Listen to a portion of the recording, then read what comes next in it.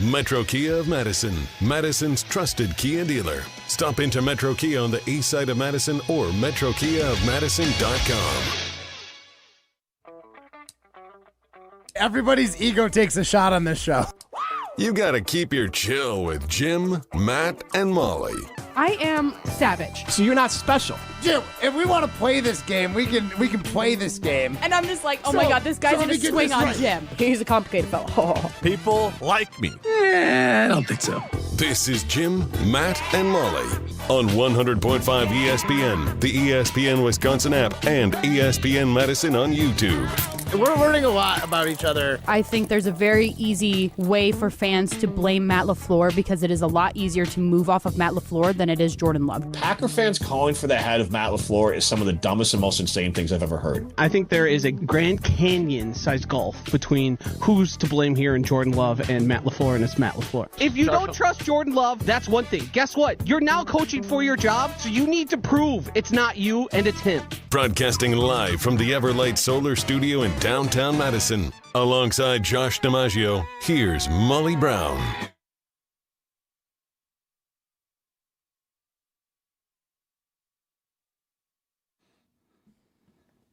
It is Jim, Matt, and Molly. We are presented by Coors Light. Josh, do you know if the mountains are blue, you know what to do?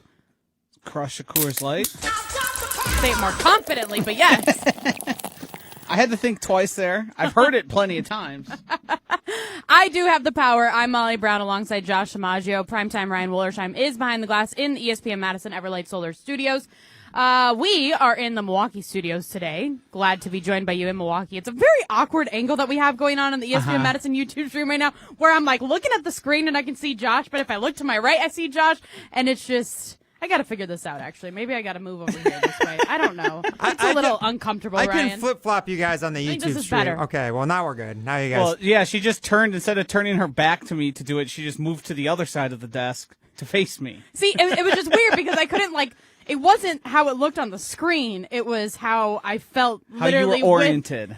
with Josh's presence here in Milwaukee. Like I said, you can stream us on the ESPN Madison YouTube stream as well as the ESPN Wisconsin app. Jim Rutledge is out. He is in Florida, soaking up the sun there. Ryan, we might have to put together a social media, old man social media thingy for him. I don't know if you've been following along on his Instagram. Have you? I have been. I've been trying to kind of escape from it a little bit recently. We haven't done a Jim Senior Citizen social media in a minute. Old Rutledge is at it again. And I'm trying to just kind of let him have his peace, if I'm being honest. He's in Florida. He's with family. I don't want to make fun of him while he's not on the show. And I feel like it's a little unfair. No. We can save it for when he gets back. Okay. 100%. Yeah, we want to to make fun of him that's to better. his face. Yeah, much like people go on vacation to unplug, maybe it's good to have a Jim unplugging, where you unplug from Jim while he's on vacation. But here's the thing: I don't even know who he's Jim been Rutledge muted is. for me on Instagram and X since I think it was since the Packers lost to the Bears at the end of the game the first time. So I was in Arizona, and I remember being so pissed off after that game. I did not want to see anything from Jim, so I literally muted him on all social media platforms from that day on, and he's been muted up until last week Friday. We were talking about Instagram or something, and I was like, you know what? I should just be a good teammate, a good co-host, and I'll just unmute you, okay? So I decided to unmute him last week Friday, and I'm starting to kind of regret it because I'm seeing way too many, stories, and also I'm jealous. He's in Florida, and it's, rainy and cold here. So, yeah, Ryan, let's just put that in the hopper for eventually when Jim gets back. But happy to have you here, Josh. Happy to be joined by you in Milwaukee, not to be by myself in Milwaukee for once. So we heard a little bit of your take on Matt LaFleur heading into the show, but I just want you to reset for our fans who don't hear you on Jen, Game, and Chewy each morning. But I want to know, what are your true feelings about Matt LaFleur? I feel like I know what they are, but I want to hear it straight from your mouth.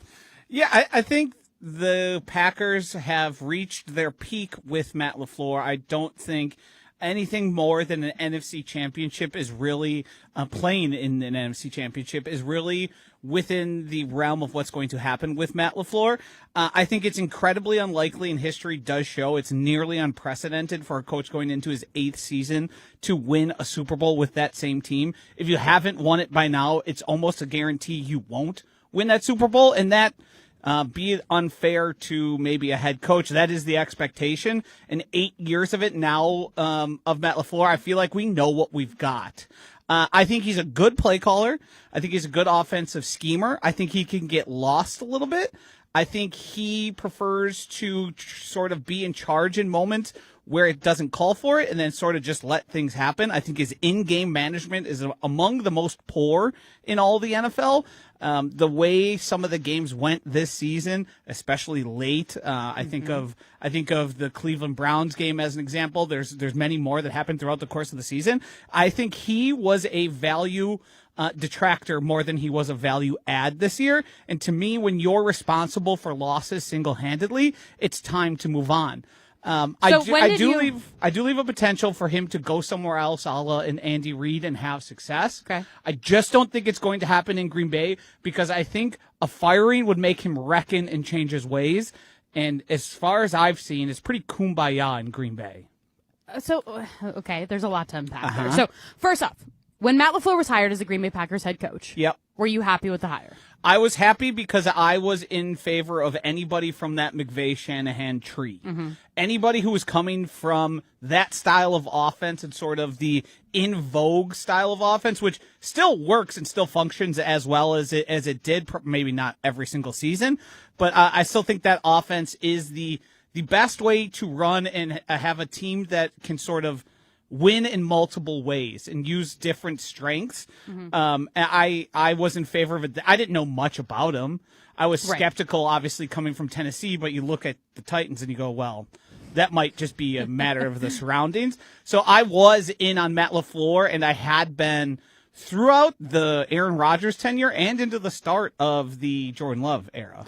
Okay, so when did your feelings shift then? Was it after year two? Yeah, two seasons ago, the loss in the playoffs and sort of the way the Packers have lost games and not been able to close games out, which is a big theme this year, but it's been an issue in years past. They had a lead against San Francisco in the playoffs going into the second half, and they weren't able to win the game. I think there's plenty of instances. Are you talking about the one when Jordan Love threw it across his body? No, I'm talking about the one with Aaron Rodgers, where Aaron Jones cut back into the field with a clear path to the end zone and got tackled. Okay, but that was also they scored like 10 points. Okay, I feel like the issues that were happening when Aaron Rodgers was here were a lot of Aaron Rodgers problems. I don't know if we're placing the blame on Matt LaFleur for those. I think that to a degree you can. Aaron Rodgers is certainly culpable, as we all. I'm sure everybody knows. Especially this dates back to my days in Skells and Bruss. So if you've been around ESPN Madison for a while, you know my feelings about Aaron Rodgers. But yes, I think in that instance, if you want to point it towards Aaron Rodgers, you can, but when you start adding up the history of Matt LaFleur and the things that happened in the playoffs, a lot of the losses feel very similar. A lot of the losses in regular season started to feel similar. And to put it pretty plainly, losing to your hated rival, which you've dominated 2 times in 3 weeks, the same exact way, in the same style, to me is unforgivable. I think that's going to leave a lasting impression. And the fact that players on his team are like, we don't have a killer instinct, it feels like we always lose the same way. Well, why is that? Because the team is totally different year over year. Like, the team that Jordan Love first took over is nothing like the team Jordan Love is going to have going into this. Well, so I'm glad that you said that, because regular season, part of the thing that goes into my mind when you're talking about Matt LaFleur is, do you truly blame Matt LaFleur more than what you blame Brian Gutekunst? Oh, by a long shot. Yeah. You think so? You think that Matt LaFleur has been given the tools that he needs in order to succeed? Yeah, I think there was a couple bad drafts that everybody loves to point at, but if you look at the past three, it's been like Brian Gutekunst's entire career. If you look at the past 3 drafts and you look at the amount of hits that are involved there, the players that weren't necessarily first round picks but ended up being top level players, I think over the past 3 seasons, Brian Gutekunst has done an incredible job of drafting. Also, everybody loves to leave out the fact that Brian Gutekunst drafted Jordan Love and found the third franchise quarterback in a row, which is a virtual impossibility and counts for a lot more than... He essentially blew up the entire organization when he traded up to get Jordan Love. Correct. And it was the right move. As we sit here today, we all can recognize, that was a good move. That's Jordan Love. It played like a top 5 quarterback last season on stats alone. You can argue in the semantics of it. Well, Patrick Mahomes was hurt. There's all these other... The facts are, in terms of quarterback efficiency, there was few better in all the NFL than Jordan Love last season. And if that's not enough to propel your team past a 7 seed and past the first round against the hated rival, which you have a 3-score lead against, then I don't know how much more Brian Gutekunst could do. Also, pulled off the biggest trade of the past decade in the NFL. Yes. Shout out Michael Parsons. Okay, so speaking of Michael Parsons, are you a Jeff Hafley guy? Take him or leave him. I think he's great at the microphone. I don't know if he's necessarily a genius coordinator. Okay, the reason I ask this is because I feel like so many people gave and made excuses, but gave Jeff Hafley the benefit of the doubt because he lost Michael Parsons, right? Which he did, which clearly impacted that defense at the end of the season. 100% it did. Do you give any of the benefit of the doubt to Matt LaFleur, where he lost Micah Parsons, Tucker Kraft, Zach Tom, the list goes on. I'm more reticent to give him because of the amount I've seen from Matt LaFleur. It became a habit to be in too close of games, to be on the verge of losing games, to not be calling he didn't trust Jordan Love until week 12 of the season. It was very clear Jordan Love was playing well, and he insisted on running the ball with a bad offensive line and Josh Jacobs, who ended up hobbled. He just didn't pull the right strings for a lot of the season. Could he turn it around? Certainly. Could I be proven wrong? Most certainly. Do I think anything's going to meaningfully change with how fast the negotiation went for his extension and the comments that Ed Policy has made after it?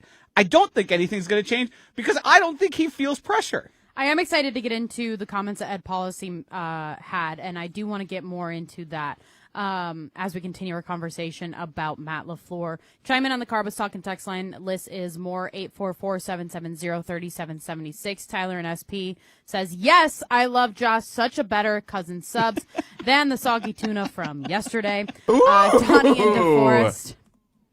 Yes, we had Jesse Nelson on yesterday. In case you missed it, you can listen back on the ESPN Wisconsin app. Then Donnie in DeForest says, Love is overrated. I guarantee he will never win the Super Bowl in starting quarterback with the Packers or anybody else. Well, we're not really having the conversation about Jordan Love right now. No. Which, as you were saying, I was like, I don't know if people are going to agree that Brian Gutekunst got the future with the Packers quarterback. I do, but I think if you don't think that's the case, you're stuck in an old opinion you had of him when you watched him play in Kansas City when his mom was sitting on the moon watching the game with Veronica, because a lot has changed in the way he plays football since then. But in terms of the Ed Policy comments that we're talking about, you can head over to ESPN.com to read Rob Domofsky's latest article, which was just posted a little bit ago. But it's basically talking about Ed Policy's comments on Matt LaFleur at the NFL owners meetings that are taking place in Arizona this week.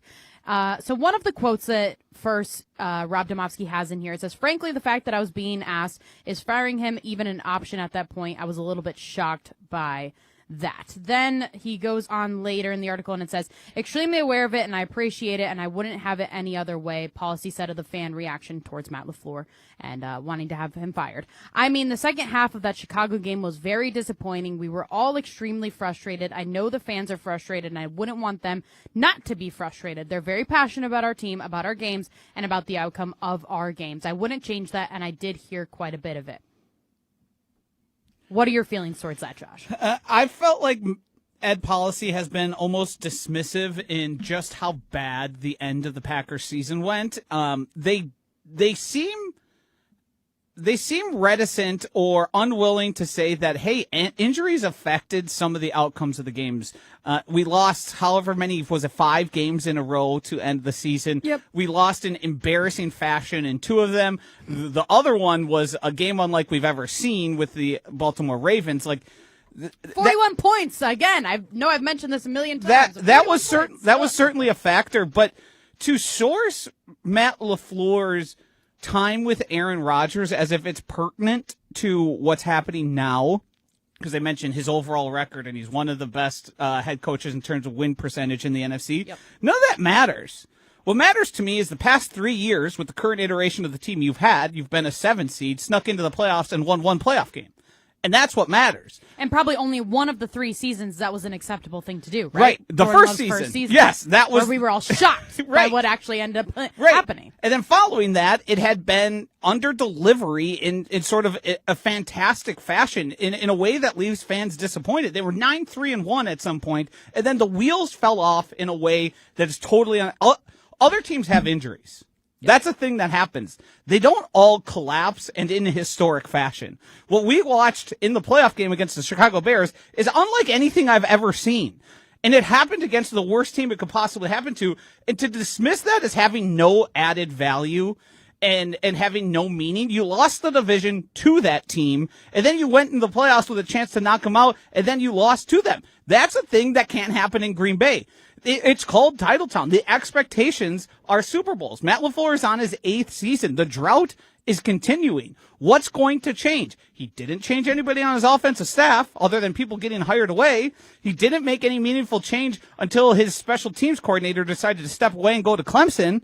Like, they went into... Which he hasn't even talked to Rich Bisaccia. They went into this postseason, and everyone looked around and said, yeah, we underachieved, but guess what? It was none of our faults. It was all the players. Yeah. And I don't think that's accurate, because that roster, based on Vegas odds, was one of the Super Bowl favorites. Which we've all said it. I guarantee we've all said it on this show. Like, the Packers were a Super Bowl contender had they have not had those injuries. Yes. Right? Like, and I still think they were a good enough team with enough talent to at least be an NFC Championship team. I don't know if you know this, but in Vegas, when the quarterbacks are like at most 3 to 4 points in terms of a point spread, a defensive end is like a point or 2, depending on, like, the most elite Micah Parsons, maybe 2 points. You had a lead and you had a chance to bury them, and then you failed to bury them. yeah. And there's context to, the offensive line fell apart. Well, then make it stop. Figure it out. Do something. Call different plays. Give your quarterback more time. Just letting the game waste away and get taken from you like that is on the head coach to me. Well, and I do think the thing that I found that was most frustrating was the way that Matt LaFleur's game plan kind of fluctuated throughout the season. Like you said, it took him how many weeks to actually be able to trust Jordan Love with the ball. But then it's like, okay, and then he would take the ball away. Yes. And then the next week he'd have it. And it's like, okay, so where does if you want to get mad, go look at Tucker Kraft's game log. Think about how good Tucker Kraft was from week 1 until he got hurt. Ugh. And then it wasn't until the final 3 weeks of his season before tearing his ACL that he started to get meaningful targets. He had 2 in one game. He had 4 in another, 4 in another. Like, he wasn't a feature of the offense. And then he became the guy. Every single Packers fan was saying, what are you doing? This guy clearly needs to be a focal point of this offense, but instead you decide to shove it down Josh Jacobs' throat and run him into the back alignment. We're going to dive more into Ed Policy's comments at the NFL owners meetings this week. But first, I want to tell you about my friends over at Metro Kia of Madison. If you're looking for a new car, Metro Kia of Madison, is the place to go. I absolutely love my brand new Kia K4 and our Kia Carnival from Metro Kia. I had the best experience there, from their sales team to their service team, and every single thing about my experiences have been nothing short of fantastic. Go to the team I trust for my car buying process, and that is Metro Kia of Madison, Madison's trusted Kia dealer. This Metro is Kia of Madison Oi. Thanks, Ryan. Say it again, one more time. This is Jim, Matt, Molly. We're presented by Coors Light. You're listening to Jim, Matt, and Molly. What vanity plate should I switch to? I like this one from PPLIKME, but I think that's one too many letters. And is that People Lick Me? It's LIK. That looks like People Lick. I mean, it's not the worst play they have. People Lick Me. Having that car Actually, it's Pee-Pee Lick. It is one too many letters. Presented by Coors Light on 100.5 ESPN, the ESPN Wisconsin app, and ESPN Madison on YouTube. The new 3 Now First Warn Weather Team is certified for delivering the most accurate forecast in the entire state of Wisconsin. Morning meteorologist Savannah Brito. When you're making plans, the weather often has other plans. Evening meteorologist Blaze Keller. At home, at work, or on the go, when we know, you'll know. Chief meteorologist Alex Harrington. Our team has the experience you can count on and the accuracy you can trust. News 3 Now First Warn Weather, keeping you ahead of the storms. I wasn't sure if I could afford college, and my family couldn't help me. But I'm so glad I didn't let that stop me. At Madison College, I found financial support beyond tuition. Even fuel, transportation, and technology has been covered. It's incredible that I'll be able to graduate debt-free. My advice to others, don't let financial barriers stop you. There's more to your story at Madison College. Visit madisoncollege.edu to get started. It's bracket season, and Pizza Hut's got the watch party covered. Score a large 3-topping pizza for just $10. Try it on Pizza Hut's new hand-tossed crust. Crispy and golden on the outside, soft and fluffy on the inside, and finished with garlic parm seasoning for that classic pizzeria vibe. Or get the original pan, thin and crispy, or Chicago Tavern style. Big flavor, big savings. Just $10. Your bracket might not survive, but this deal will win it all. Order today at pizzahut.com or on the Pizza Hut app. Pizza Hut, no one out-pizzas the Hut. Zimbrick Honda has been a proud part of the Madison community since 1973. They're your one-stop shop for over 250 new Hondas to choose from. Whether you're looking for a sedan, SUV, or truck, their selection of new vehicles is second to none. Stop in today at their location on Fish Hatchery Road and check out their full lineup of vehicles and find the one that's right for you, or browse the vehicle selection online at ZimbrickHonda.com. That's ZimbrickHonda.com. Shop local, shop Zimbrick Honda. Sure, you've got school spirit, but does your jewelry box? At Chalmers Jewelers, we're proud to be an official retailer of University of Wisconsin jewelry. Featuring the iconic Motion W, Bucky Badger, and more. Prices start at just $65. Whether you're tailgating, jumping around, or shouting on Wisconsin, let your jewelry join the celebration because even Bucky loves a little bling. Chalmers Jewelers in Middleton and Madison. Brew Crew Tuesdays are back on March 31st. Churio sends it deep to left, and there she goes! Catch the Brewers on local TV as they battle the Tampa Bay Rays. And Yelich launches one deep right center field. Forget about it. Oh my goodness, third deck. This edition of Brew Crew Tuesdays is presented by Delta Dental of Wisconsin. Tune in March 31st at 6:40 on Fox 6 in Milwaukee or check your local listings to watch the game. Ben Brust here for the Princeton Club. If you're looking for your better tomorrow, you know where to go. It's the Princeton Club. If you're looking to grow, it's also the Princeton Club, because they will cheer for you in all areas of your life. The best way to do that is to start a foundation of having a healthy body, and your growth will start from there. With the cleanest health clubs in Wisconsin, they provide everything for you to reach your goals. Start your better tomorrow today and grow in all areas of your life at the Princeton Club. Join for a better tomorrow. Carbon World Health, located in Madison and in Sun Prairie. Great location for cryotherapy, red light therapy. You can ask about semaglutide, hormone treatment, whatever it is that you want to do to help live the best version of your life. Go see my good friends at Carbon World Health. You can ask them about working out there as well. So many great options to help you become your best self at Carbon World Health. Go to carbonworldhealth.com to learn more. You're listening to Jim, Matt, and Molly, presented by Coors Light. Also brought to you by J&K Security Solutions, securing homes and businesses in the Madison area since 1987.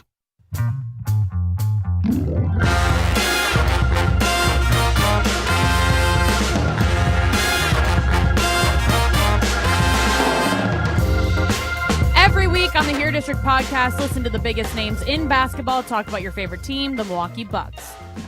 Hosted by Bucks legends Marcus Johnson and his son, NCAA champion Chris Johnson. Follow along as they break down the latest action on the court and around the league. Joined by the all-time great players and journalists who know the game best, Here District brings you Bucks analysis like you've never heard it before. Watch Here District on the Bucks official YouTube channel or listen wherever you get your podcasts, including the ESPN Wisconsin app. This is Jim, Matt, and Molly. I'm Molly Brown, joined by Josh DiMaggio today. He is our cousin sub of the day. Ryan Wollersheim is behind the glass back in. I know. I stumbled. Okay, here's the thing. Jim calls him primetime Ryan Wollersheim, and that's just like a mouthful. Legit. That's just too much. Why don't you just stick with Wooly? Because I don't call him Wooly either. You could That'd start. be fake. That'd be fake to me. Yeah, Molly's authentic. Come on, Josh. You're inauthentic calling me Wooly all the time. Authentic. I'm inauthentic? Clearly, I call you that all the obviously. time. Also, Wooly might be too close to Molly. That Wooly, Molly, Joshy, that's a lot. Wooly. Moly. No, yeah, only if your name was Moly. No, I think we're fine, though. As long as you're not Moly, we'll be okay.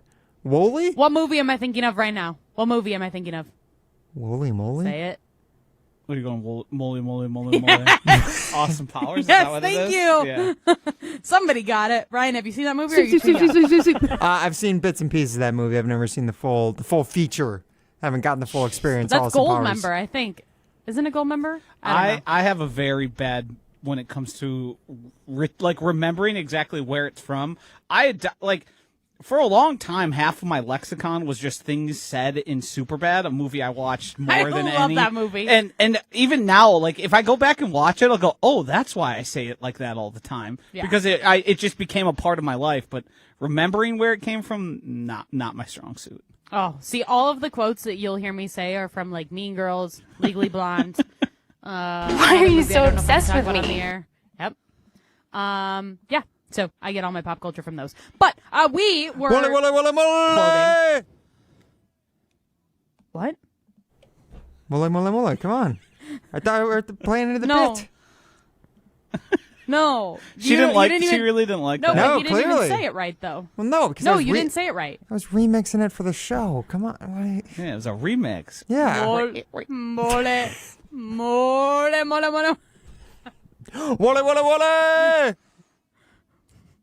Anyways, as we're quoting movies, let's hear. Actually, we're not going to hear it. We're just going to hear me read on the radio. Ed Policy's quotes from the NFL owners' meetings this week. So, these are all about Matt LaFleur. As I said before, if you missed the beginning of the show, you can listen back on the ESPN Wisconsin app. But you can head over to ESPN.com to read Rob Domofsky's article from the NFL owners' meetings of Ed Policy talking about Matt LaFleur.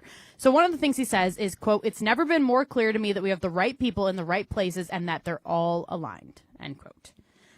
Do you believe this? No. I find it hard to believe that you're all aligned if Rich Bisaccia left 38 days after the season ended. And yesterday we found out that Matt LaFleur has not even spoken to Rich Bisaccia. And also Rich Bisaccia apparently left Matt LaFleur with a note full of names of special teams coordinators that they could hire for the Green Bay Packers. Let's think of other things that are going on. It seems like Matt LaFleur and Brian Gutekunst have never been aligned before. We've always said it, Josh, and I don't know how you feel, but we've always said on our show that it feels like Matt LaFleur is essentially given grocery items that Brian Gutekunst picks at the grocery store, and then Matt LaFleur is then told to make a meal. Like, that is what the relationship has always felt like. So I'm finding it hard to believe that this organization has been aligned. Yeah, it's certainly not, and it's the structure that Mark Murphy made, the one that made Mark Murphy then hate Jason when he questioned the change of it, where everyone below the CEO reports directly to them, and they're on the same level. So Russ Ball, Matt LaFleur, and Brian Gutekunst are all on the same level, and they don't have to necessarily dictate things to one another. A thing that I think went sort of unnoticed in the way it was said. It was in Brian Gutekunst's first press conference after the season ended, and they talked about the disappointment and how things needed to change. He said the two big things we need is, do we have the right people out there? Okay. Meaning, are we playing the right players that I drafted or signed, and are we playing them the right amount? So which players come to your mind? Obviously, one that comes right away is Rashawn Gary. Matthew Golden, shining example. Well, hold on. So Rashawn Gary. Yep. He played enough, and he didn't do anything. I think they wanted. I think at a certain point of the season, you could say he deserved to be on the field even less because he was that unproductive. Now, Goody's gone out of his way to say, well, he had 60 pressures. And I was going to say, do you think that Brian Gutekunst would be happy with Matt LaFleur? I think he would be when. Really? I think there's he was quitting on plays. That's a thing you can't have happen. Yeah. But Matthew Golden's a shining example. Matthew Golden played just over 50% of the snaps. Dontavian Wicks didn't see the field a whole ton. I think there's reasons for him to believe hey, I gave you these ingredients. Jordan Morgan, another one where he said we probably didn't do right by him by making him play all over the field and not giving him the left tackle position. But that was also Brian Gutekunst's fault, wasn't it? Brian Gutekunst tried to plug and play the offensive line the entire season last year, in my opinion. I think a lot of the decisions that Matt LaFleur had, especially when it came to offensive line, were because of the decisions that Brian Gutekunst made initially. I don't know if I have that information. Did Brian Gutekunst think once they broke camp that the starting left tackle should be Jordan Morgan, or did he think it should be Rasheed Walker? I don't know, but he also blundered everything by not signing Rasheed Walker. He blundered it with Elton Jenkins. He did a lot of things on the back end side in terms of money and contracts, too. Yeah, I mean, the Aaron Banks signing is the one that sticks out. I think that was mostly a failure Jason Wilde, he's talked about it, $48 million over 12 months? But the way they treated right guard, and it was a competition, and then it actually ended up that Sean Ryan was the better center over Elton Jenkins, and Sean Ryan should have probably been playing the whole season at right guard, or it should have been Anthony Belton. I don't think Brian Gutekunst made the comment of, do we have the right people out there? And are we giving them the right ingredients to succeed? That was the second part of the two things he mentioned there. So that would point to me, he's saying, either we're not playing the right guys, or our coaching staff isn't developing the guys we need to in a way we need them to. And that to me is him sort of pointing the finger outward. Yeah. Which it's not the only time, either Matt LaFleur or Brian Gutekunst have kind of, without directly saying, well, it's Goody's fault or it's Matt's fault, they've said, I do my part, he does his part, and that's how it is. I'm sure if you asked them and they were totally honest and not in front of media, they'd say, we could probably have a better working relationship. We could probably be aligned on more things, but I think each of them is incentivized to sort of cover their own ass and do it their own way because they don't know how much it's going to affect their job. Who's going to win? We saw, the shining example of it is what happened in Buffalo. Mm-hmm. And the way Brandon Beane ended up keeping his job and then getting promoted in that job. And it was like McDermott was the biggest idiot of all time. And everyone looked at it and goes, well, this guy hasn't done that good of acquiring a team, but he clearly had the year of ownership. And they're jockeying to prove themselves more right to add policy, to guarantee their jobs. I don't think the alignment is as strong as they say. I think the inherently the design of the Packers front office and leadership is going to always lend towards sort of missing each other, ships passing the night type of stuff. Well, didn't Ed Policy kind of point out the unalignment that they had last year? When he said, we're not going to do lame duck years. He's the one that brought the attention to Matt LaFleur and Brian Gutekunst's contracts. That's where I'm having a tough time kind of understanding how Ed Policy actually feels about not only Matt LaFleur, but Brian Gutekunst as well, because it's you put their jobs out there for everybody to criticize. There's no way that, and granted, we would have talked about Matt LaFleur's job and his job security if the season would have ended the exact same way without the Ed Policy conversations before the season. But, if Ed Policy wouldn't have gone out on a whim and said their contracts are not guaranteed and I don't like lame duck years, we would not have talked about their jobs as much as we did, specifically Matt LaFleur. Yeah, and he set it up for us, and then in subsequent comments has said, well, he was already going to get an extension before the playoff game that they ended up losing, which is doesn't the entire body of the season need to be a factor? You would think, especially the playoffs. Acting surprised that people would want Matt LaFleur fired is surprising to me. Or does that just give you the vibe of, okay, so you think as long as they make the playoffs, they're fine? It certainly can be. I've said things and people have gotten very mad at me in the past of saying it's sort of just, I think making the playoffs is good enough because it helps the bottom line, it keeps you profitable, and it keeps fans in the stadium. Yep. Super Bowls are certainly the desire, but to say that, to give Matt LaFleur the extension with the ease you gave it to him, because he told us at Policy, said, yeah, this came together really quick, actually. Once we talked about it, it was pretty much done in a night. And it's so there was really no meaningful conversation of, hey, if this doesn't work out, or we're going to give you a short-term extension. We're going to give you 1 year, we're going to tack on, and this is going to be the year you prove it, or you get fired, and we give you a full extension or not. 8 seasons of not having a Super Bowl in Green Bay is unacceptable. You can say that's fair or not, but that's just the reality. Every single season needs to be shooting for championships. Brian Gutekunst said it's time we got some urgency to win some Super Bowls around here. Has that? I think he's been pretty I was urgent. going to say, he's got the urgency, Mike Yeah. Parsons. Yeah, like he went out and did it. Has Matt LaFleur proven that? I'm sure Matt LaFleur wants to win really bad. I don't have any doubts there. Mm-hmm. But is he doing the things necessary to make the Packers Super Bowl winners? I would disagree. We'll continue this conversation with Jason Wilde next. This is Jim, Matt, and Molly.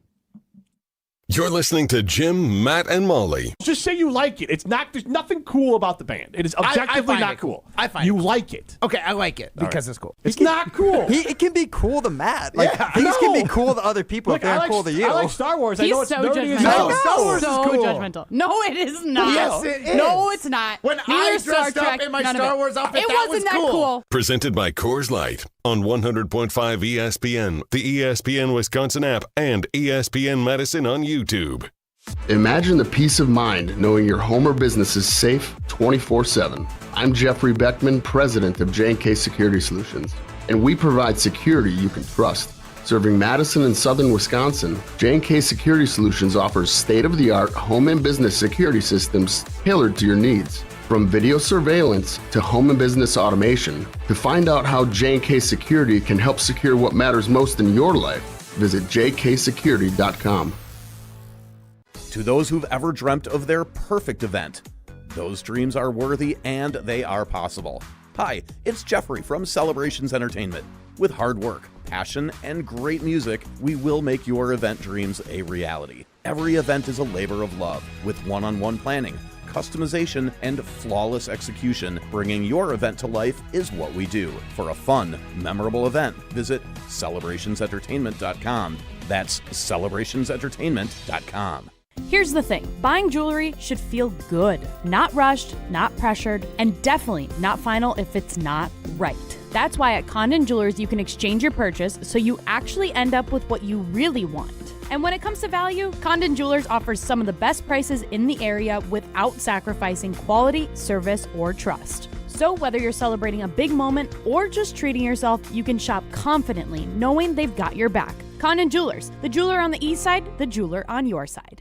Wisconsin homes ask a lot of their windows and doors. With our unpredictable weather, they need to perform in every season, year after year. At Pella Windows and Doors of Wisconsin, we build everything around quality, durability, and long-term comfort. And right now, we're making long-term comfort easier than ever. Order today and get 0% interest until 2032. Not just a few years, 0% interest all the way until 2032. That means you can upgrade your home now and pay over time without paying a dime in interest. From your free in-home consultation to expert installation, Pella's local team is with you every step of the way, helping you choose the right products for your home, your style, and your budget. And with our 10-year limited warranty, you can feel confident long after installation day. 0% interest until 2032. Set your free in-home consultation today at PellaWI.com. Certain restrictions apply. It's 3/31/2026.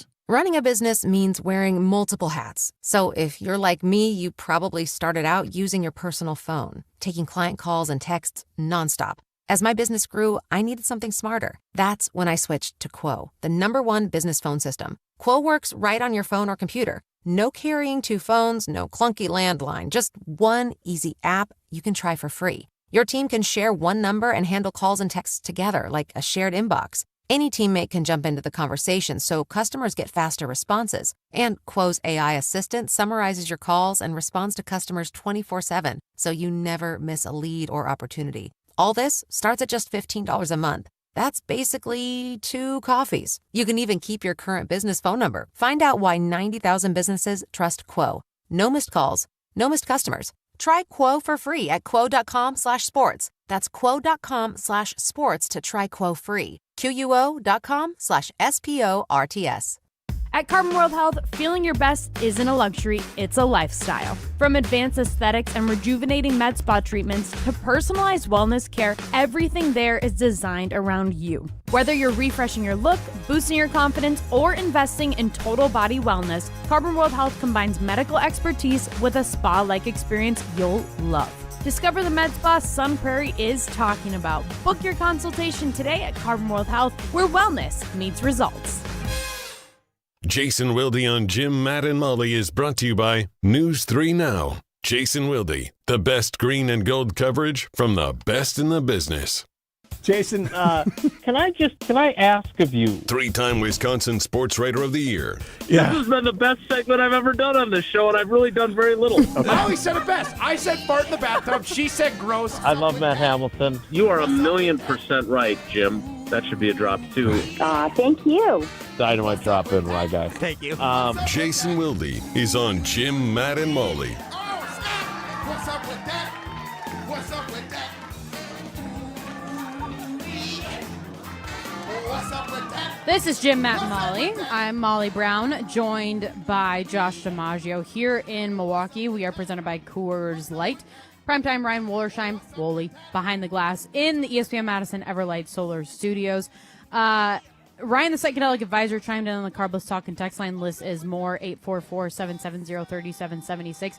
He said Golden and Fred Savage. Who's Fred Savage? Did someone say Fred Savage? Yeah. Who said Fred Savage? Ryan, our psychedelic advisor. No, I thought he said, is this Golden. a reference we're missing? Maybe. It But he must said be. Golden in terms of like Matthew Golden. Yes, so that's why I was... Who's Fred Savage? I don't know. Okay, I'm Googling. I know I've heard of it before. Is that an Austin Savage. Powers reference? Like Gold, Fred Unless he Savage? just means... Oh, because he's the one that did... He's the one with the mole. Mole. Ah. But I don't know what Matthew Golden has to do with...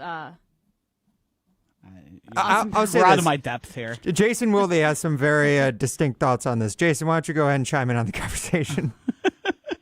Do you know Austin Savage Powers? is the actor. Yeah, it's not Austin. Fred Wonder Savage Years. is the kid who played the main character on The Wonder Years. Yes, he's a grown-up Yes. now. But yeah, you guys are all too young for that show, though, I think. I It did even got watch that on, remade I with feel Boulay Hill as the dad. Yeah, I feel like I watched it on a Nick at Night program. I wasn't super into it, love but Nick I at was. Night. I am aware of Fred Savage and the Wonder Years. It just wasn't. I didn't understand the reference. I thought somebody mistakenly said his name for a Darnell Savage. Or something. Well, that's what I was thinking Yes. too. That's why I read it, because I was like, did he mean Darnell Savage? Yeah. Also, he was in Oswald. All right, let's get to the chase. Jason, do you believe Ed Policy was as surprised as he's trying to claim about people wanting Matt LaFleur to be fired? Yes. Because I spoke with him after the news broke, and I think he was legitimately surprised. I think he probably thought there were a handful of people that maybe were down on the head coach, but certainly not as many as it felt like. It was also very loud. As I mentioned on our show today, I sent him Bill Huber's poll question that he asked, in which it was basically about 30% that were in the John Anderson, Josh DiMaggio, fire LaFleur crowd. They just were really loud, like John Anderson and Josh DiMaggio. So it felt like there were more people than there actually were. But I'm guessing that you guys will have company if they're the 7th seed again and they punch out in the first round again come January 2027. So yeah, that makes more sense to me, because if it's along the lines of the push for him to be fired was louder than he expected, then that's fine. But I think if you take the actual context of it, after you lose that way, losing 5 games in a row into the hated rival, that's just professional sports at this point. That is, but that doesn't mean that he has to subscribe to that approach. Of course. Keeping or firing coaches. And again, I do think, if we're being honest, and that's what we strive to do around here, just as some could argue that my bias that I didn't think LaFleur should be fired could show through in my opinion, I think your feelings about Matt LaFleur probably factor in a little bit in influencing your opinion on how he viewed it. But the bottom line is that to me, the most surprising thing, frankly, is that he'd made up his mind before that playoff game even happened. Mm-hmm. Because and Tausch always busts my chops about this, because and it wasn't Wooly's fault this time, but the way I got clipped for social media after the game in Chicago as we were driving back, and I was on at 1:30 in the morning on Green Bay game night with Homer. I said, I have a hard time seeing him walking back into the building But the larger point that I was making about LaFleur was that with a new team president, he's not the one who hired Matt LaFleur the way Mark Murphy did, and not knowing how Ed Policy was going to react to a loss like that. I mean, those are the kinds of losses that get people fired. I mean, 4th and 26 got Ed Donatel fired back in 2003. It didn't get Mike Sherman fired, but it certainly got the defensive coordinator fired. And I don't think Matt LaFleur was going to fire Jeff Hafley had he not gotten the Dolphins job. But we've seen coaches, when you lose those types of games, especially owners who may be more reactive, do fire guys, even if they think, oh, well, on balance, their body of work is good, but they lost this game, and I just can't allow that. I can't send the message that that's acceptable. And Ed Policy, while he's not an owner, obviously said what he did last night to those guys at the NFL meetings about how he viewed it. And the fact, to me, the thing that was surprising was that did not factor in either way. Like, he'd already made up his mind. And for him to say that, I thought, was interesting, because that means he was very much convinced that Matt LaFleur is the right guy. And obviously you and many others, although not the majority, disagree. Jason Wilde joins us on the Yuengling Guests Hotline. Jason, so with his mind being made up before that Chicago game, do you think that just shows that the Packers and Ed Policy are perfectly content just making it to the playoffs and not necessarily being a Super Bowl contender? No. Come on, Molly. Come on. I mean, that's not true. I knew you were getting that reaction. If your mind is already made up before you even see how the team performs in a playoff game against your rivals in the Chicago Bears, is it like, oh, well, we made the playoffs, so his job is safe? That's how I feel a little bit. No. What it says is they were 9-3-1 in Denver and leading the number one seed in the AFC 23-14. And in that game, Christian Watson left for the hospital in an ambulance. Micah Parsons suffered a season-ending knee injury. It turned out that the knee injury that Zach Tom, their best offensive lineman, suffered in that game was also season-ending, and that they believed that as they were constituted, they were good enough to be a Super Bowl contender. Maybe they end up as the number 2 seed and lose in Seattle, but thereafter, it's clear that they decided, look, and by the way, once again, the general manager escaped scrutiny. Now, I'm not saying that he should have had all-pro replacement for Micah Parsons and an all-pro replacement for Zach Tom, but their offensive line wasn't very good after that. And I don't think he has managed the offensive line as a talent acquisition expert to the degree that he should be expected to. And they did not have, they had Jordan Morgan, who continues to want to play left tackle, and now will finally get to play there, playing right tackle and not playing it at an especially high level.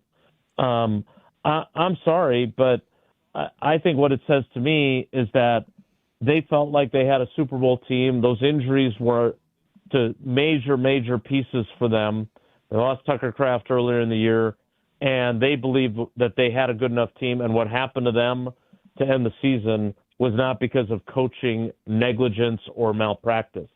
And so that loss, again, the Miami Dolphins didn't say to Jeff Hafley, oh, you blew that 25, you gave up 25 points in the fourth quarter. We can't hire you as our head coach. I mean, it's just more than that. And, I know that that's a popular narrative. And yes, Molly, I would argue that was, kind of a hot takery framing of the question, because I don't think it says they're satisfied. I think it says we have the right people to do it, and had we stayed healthy, we think we would have done it. That's what I think it says. Because, again, I understand that it's frustrating for fans, and I understand it's frustrating for the people that work in the building. But if we want to play ifs and buts games, I said this to Tausch this morning. If Deshaun Jackson doesn't return a punt for the Philadelphia Eagles in a game that the Packers aren't the opponent in to win a game for the Eagles, the 2010 Packers don't even make it to the Super Bowl, much less win it. And so if we take that year out and then we have everything else be the same, now we're looking at a drought from 1996 to 2026 in terms of championships. That's a 3-decade drought. Does that mean all the people that have coached since and all the GMs that have coached have assembled teams since didn't care about winning, or they just didn't get the job done? Like, it's hard. It's hard to win titles. And I don't think anybody was okay with losing in the first round, and especially losing the way they did. But I think they see the extenuating circumstances where we say, we don't want to hear excuses. We just want to see you hoisting the Lombardi Trophy. Staying with Brian Gutekunst, he talked about Jordan Morgan yesterday, and he said his first couple of years in the league, the way we had him move around to do what's best for the team, it probably wasn't the best for him. I'm excited for him to maybe stay in one place. We'll see if that transpires. Is that like a shift, much like we think they've probably shifted on the 30 and up this offseason? Are they not going to try the experiment of moving guys all around and just give them a spot and try and have them beat out the competition at that position? Yeah, Josh, I don't know. I have a hard time believing they would abandon that. I believe that the reason he says that about Jordan Morgan is because he's their left tackle. They don't really have anyone else that's even worth considering to do that. Again, I nothing against Jordan. I don't really know him. Like, there are guys that are in the locker room all the time that I talk to all the time, like Evan Williams and Xavier McKinney and Josh Jacobs and Christian Watson and Kamal Haddon. I mean, there's lots of guys that I have really good relationships with that I talk to a lot. I'm sad to see Zane Anderson go because he's another one of my guys. But I've talked to Jordan Morgan, I don't know, 5 or 6 times total. He doesn't like the media, doesn't spend a lot of time in the locker room. And the times that I have talked to him, he's been very clear, I want to play left tackle. And he hasn't gotten to do that. So Goody's right about that. I mean, no kidding, Goody. Probably wasn't the best for his development as a left tackle. But, again, I don't know. You know, the thing about this is they played that Minnesota game, and everybody, Tausch likes to tease me about why I covered that, and I had obviously committed to cover it before we knew it wasn't going to mean anything. But I'll say this. The Vikings played their guys, especially on defense. And while I feel sorry for Clayton Tune, who was put in a completely untenable situation, Jordan Morgan was playing against real dudes in a real game for him at left tackle, and he didn't play well. And that was you could say what you want about, they were playing with their, Bo Melton was playing all the snaps at wide receiver until he hurt his knee and everything else. But the fact of the matter was, that's the kind of stuff that Jordan Morgan is going to see at left tackle this season. And the returns on that day were not great. Now, I believe in the Ted Lasso line about how I hope all of us or none of us are judged by our worst moments. And they're obviously expecting him as a first-round pick to be a very good left tackle. But right now, that's based more on faith than it is on evidence. Jason, I thought Matt LaFleur's comments yesterday were interesting about Rich Bisaccia and that he hasn't talked to him since he left the team. And also he gave him a list of names to potentially hire for a new special teams coordinator. This whole thing is weird, right? Especially considering they were close. At least I thought they were.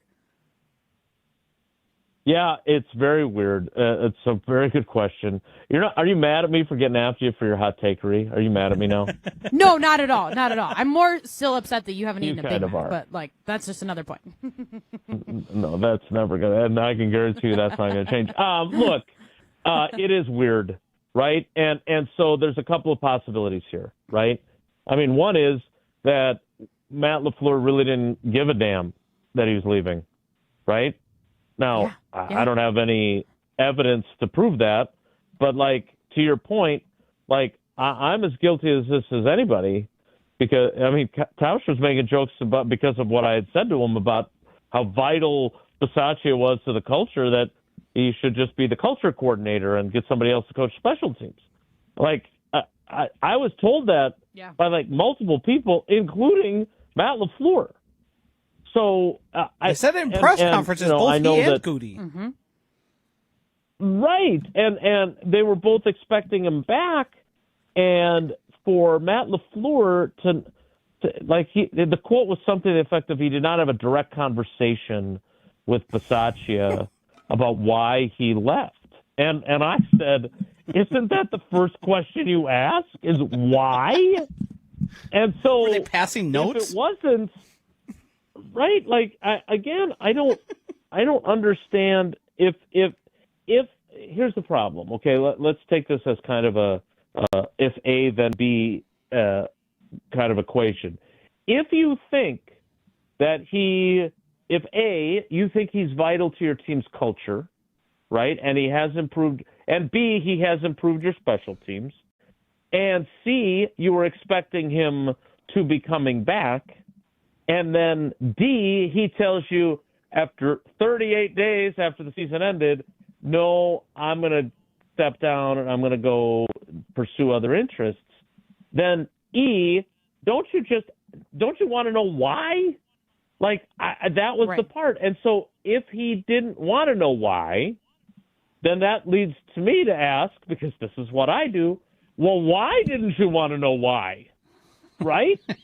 Like, that would be the logical question. So, again, I don't know. I found that to be interesting. The only theories that I have are, A, their relationship wasn't as close. Like, I will say this. Mm-hmm. Late in the season, there were a couple of instances where Rich Bisaccia said one thing and Matt LaFleur said another, or vice versa. Like, LaFleur had a line about catastrophic special teams mistakes, and Bisaccia gets up there and flat out says, I don't know about catastrophic. Like, he was clearly saying things. And then there was the disagreement on whether McManus could kick through the injury or not. So maybe what we thought was a very close relationship had changed, right? All relationships change over time. But, yeah, I don't know. To me, that was self-evident that if somebody surprises you that with news that you weren't expecting and says they're quitting, you would ask why. And apparently his attitude was like, okay, whatever. Thank you for your service, and we wish you well. Like, I don't get it. But, again, he did not expound on that answer when he was asked about it at breakfast yesterday. Thanks, Jason. We appreciate you taking the time to talk with us today. Thanks, Molly. Thanks, Josh. Bye. Peace out. No, take care. Be good. Yeah, okay. What the hell? That was Jason Wilde joining us on the I'm Yuengling offended. Guests Hotline. You can hear him weekdays from 9 to noon across ESPN Wisconsin Should I take on that personally? Wilde and Tausch.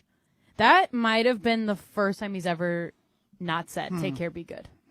It's probably because of me, though. You did upset him. Have you ever had a Big Mac? No, we've talked about this last time I was on this program. Burgers. I've I'm had in Milwaukee. I had back in the day when they did the Big Mac wrap, like the snack wrap. Oh, I didn't Big know Mac that was version. a thing. I did have one of those. Ryan is shocked. Uh-huh. Yeah, you got it, brother. Yeah, because God, I don't everyone know- knows the picture of health is a wrap with a Big Mac inside of it, right? Thank you, McDonald's. Yeah, it's healthy. Yeah, exactly. So you feel like you get some greens in you. Am I some creams, Ryan? Yeah. Ryan, are It's you got like some losing your lettuce. mind in that 80-degree room over there? My God. It's not 80 degrees yet. It's only like 75 right now. Wait, turn your mic back on and don't talk. The fan is not on, actually. Yeah, it's roasting Okay, in here, I was- and I'm I doing was that checking to see if it for you, Molly. I'm doing that for you because I know it gets a Thank little you. too annoying when the buzz is in the background. Thank you. I appreciate it. Also, am I psychotic if I do want to try like the big arch? That one that like the CEO of McDonald's didn't even want to try? Wait, what? I kind of want to try it, but I'm like, yeah, you know which one it is. Come on, that video went viral. Yeah, I didn't we see talked that. about this. He said, I'm going to eat this for my whole lunch, and he's clearly never had a lunch. He of a literally just, like, McDonald's, and yeah, took he, a like, baby nibbled bite. it, like- Yeah. You can find it. That's Search- why the whole thing with like Wendy's saying we'll pay a taste test for like $100,000 like Yeah. happened was because Uh-huh. of this.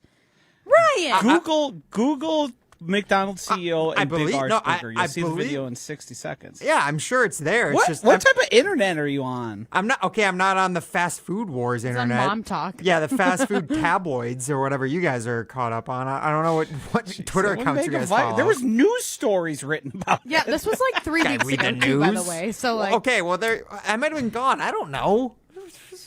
no, you weren't. You weren't gone, Ryan. You're here all the time. You don't have a life. No, clearly, I know. They You're remind me- single. We know you. Yeah, I know. And you'll never let me forget. Thank you, guys. This is Jim, Matt, and Molly. We're presented by Coors Light. Jason Wilde on Jim, Matt, and Molly is brought to you by News 3 Now. Jason Wilde, the best green and gold coverage from the best in the business. Rah. Pella Windows and Doors of Wisconsin present your Badger Minute. Here's Pablo Iglesias. This Badger Minute brought to you by Starion Bank, with 3 Madison area locations in Middleton, Sun Prairie, and Monona. Starion Bank is here investing in your community. Start your experience at starionbank.com. Member FDIC. Pro Football Hall of Famer Joe Thomas talking the state of Wisconsin football. Thomas excited to see Badger in-state commitments grow. The Badger legend on the Pride. Hometown recruits carry. If you got a guy who's from Wisconsin and he's just as good as a guy from Texas or Florida or wherever else, and you grew up and you wore a Badger jersey, it's going to mean a little bit more. The biggest mistake that they did make is not remembering that the core of the program is always going to be built with kids that grew up wearing Badger red. Order today and get 0% interest until 2032 at Pella Windows and Doors of Wisconsin. Upgrade now, pay no interest until 2032. Visit PellaWI.com. Coors Light presents To Chill or Not to Chill. When your friend skips your favorite song on the playlist. End the friendship. Or choose chill because that song lives rent-free in your head anyway. And you planned ahead by bringing Coors Light to the party. And the sound of that ice-cold can cracking open was music to your ears already. Coors Light. Choose chill. Celebrate responsibly. 2024 Coors Brewing Company, Golden, Colorado. Ben Brust here to tell you about why your next work van should be from Mercedes-Benz Sprinter at Zimbrick European. Get 0% APR for 24 to 60 months on new 2025 Mercedes-Benz Sprinter cargo and crew vans. This also includes the courtesy vehicle fleet, where Mercedes-Benz Sprinter vans have over 12 currently that qualify. Excludes e-Sprinter, Sprinter 30th Edition cargo. Monthly payments for 24 months equals $41.66 per $1,000 borrowed. Monthly payments for 60 months equals $16.67 per $1,000 borrowed. No down payment required. Minimum is $20,000 financed. Maximum $100,000 financed with approval through Mercedes-Benz Financial Services. Stop in off the Beltline and Rimrock Road or go online at ZimbrickEuropean.com and check out the Mercedes-Benz Sprinter area, and you'll walk away with a vehicle that will help maximize your business. This offer expires March 31st, 2026. So hurry up and you'll be driving a new Mercedes-Benz Sprinter van. We see you out there coming up with original ideas, which is why you shop at Blaine's Farm and Fleet, because you know when inspiration rises, we'll have what you need to make it happen at prices that make it possible. Get a head start on spring savings with $7 off Estate Crabgrass Preventer, just $29.99, 20% off all Jiffy Seed starting accessories, and get $2 off assorted AgriMaster livestock feed. Find the value you need to do things your way. Blaine's Farm and Fleet, being original.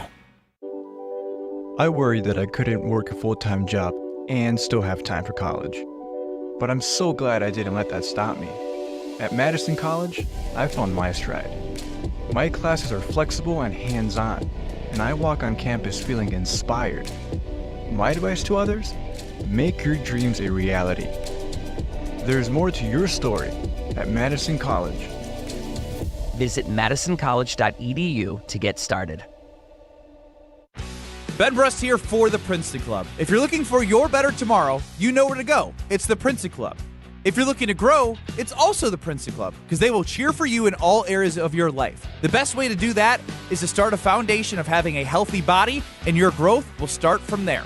With the cleanest health clubs in Wisconsin, they provide everything for you to reach your goals. Start your better tomorrow today and grow in all areas of your life at the Princeton Club. Join for a better tomorrow.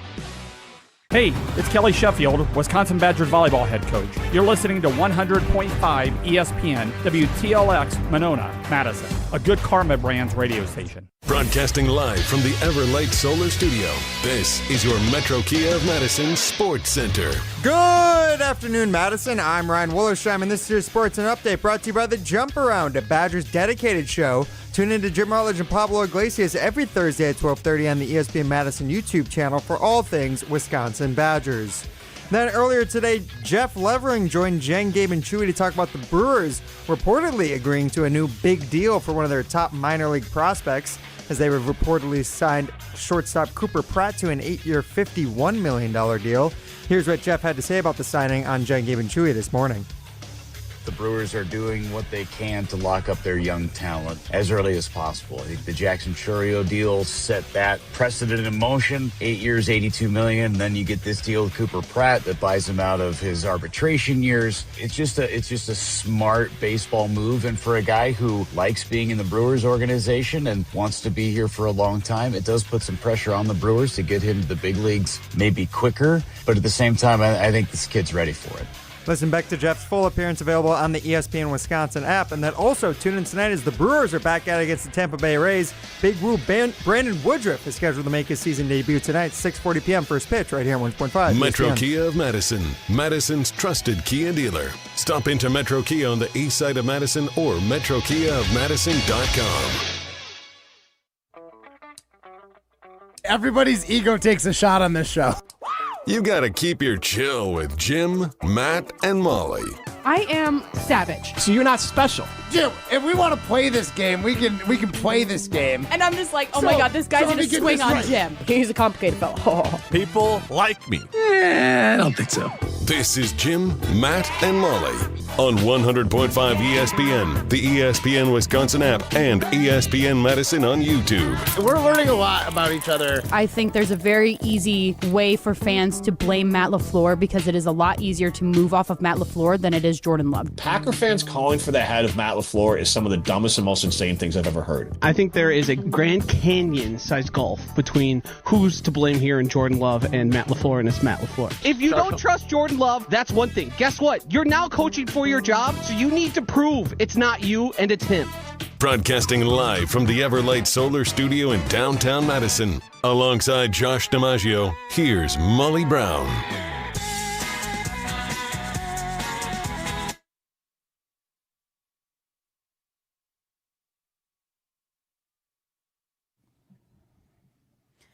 It is Jim, Matt, and Molly. Did I just hurt your ears, Jim? Oh my God, it's Coach Jim. No. You just scared me. You did a little bit. It wasn't actually, it was just I didn't expect it. Oh, okay. And I don't have the left ear on, and you're speaking. That's fair. 3 feet away from me. It's a little shock to the system. That's fair. It is Jim, Matt, and Molly. We're presented by Coors Light. Josh, if the mountains are blue, you know what to do. That's Crush Coors Light! We have to have that as a drop, actually, Ryan, now. I would actually love that. That'd be great. I'm Molly Brown alongside Josh DiMaggio. Primetime Ryan Wollersheim. Woley is behind the glass at the ESPN Madison Everlight Solar Studios.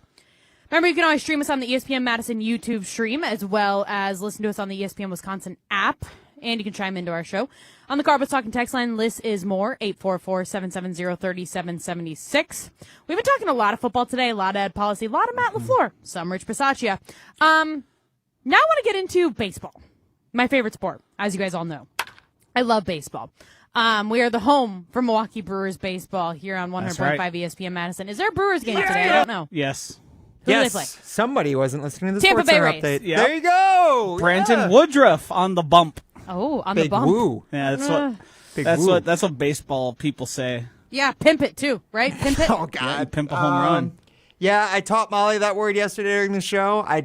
She did not really like pick it. up on the context, but she loves the word, Josh. Yeah, Christian Yelich pimped his home run. Exactly. In the 8th inning. Exactly. Yes, that is how. And that means you stand and admire. Oh, okay. See, you did a much better job of explaining it. How versus did I mine. not explain it well? What I did don't I know. say that was wrong?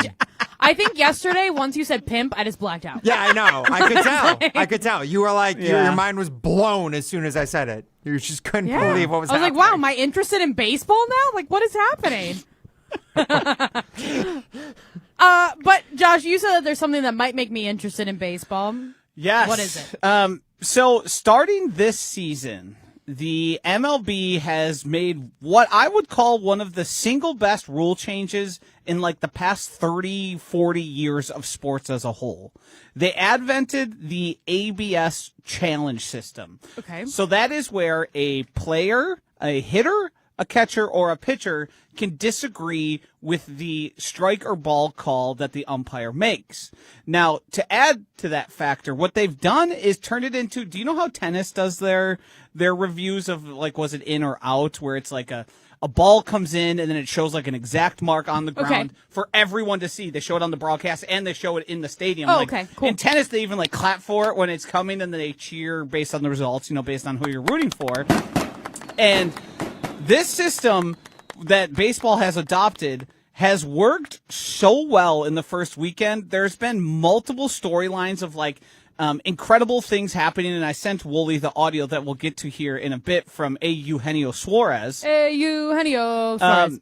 And what it's done basically is add a factor of suspense and interest to the game that didn't previously exist. So if it's, say, a strike 3 call and the batter disagrees with it, they have the ability to tap their hat, and then within like 10 seconds, maybe even less, on the Jumbotron in the stadium and then on your TV, you will watch the ball come in, and then you will see, was it inside the strike zone or outside the strike zone? It even gives the distance. Isn't that didn't we already be able, like, weren't we already able to see that on TV?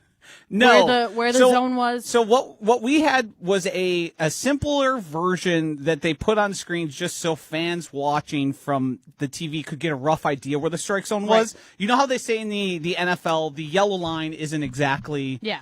It's the same thing with what that box was before, because it was one size fits all. Another interesting part of that is now all of the players had to get measured, their height measured, and it's from about their nipples to their knees.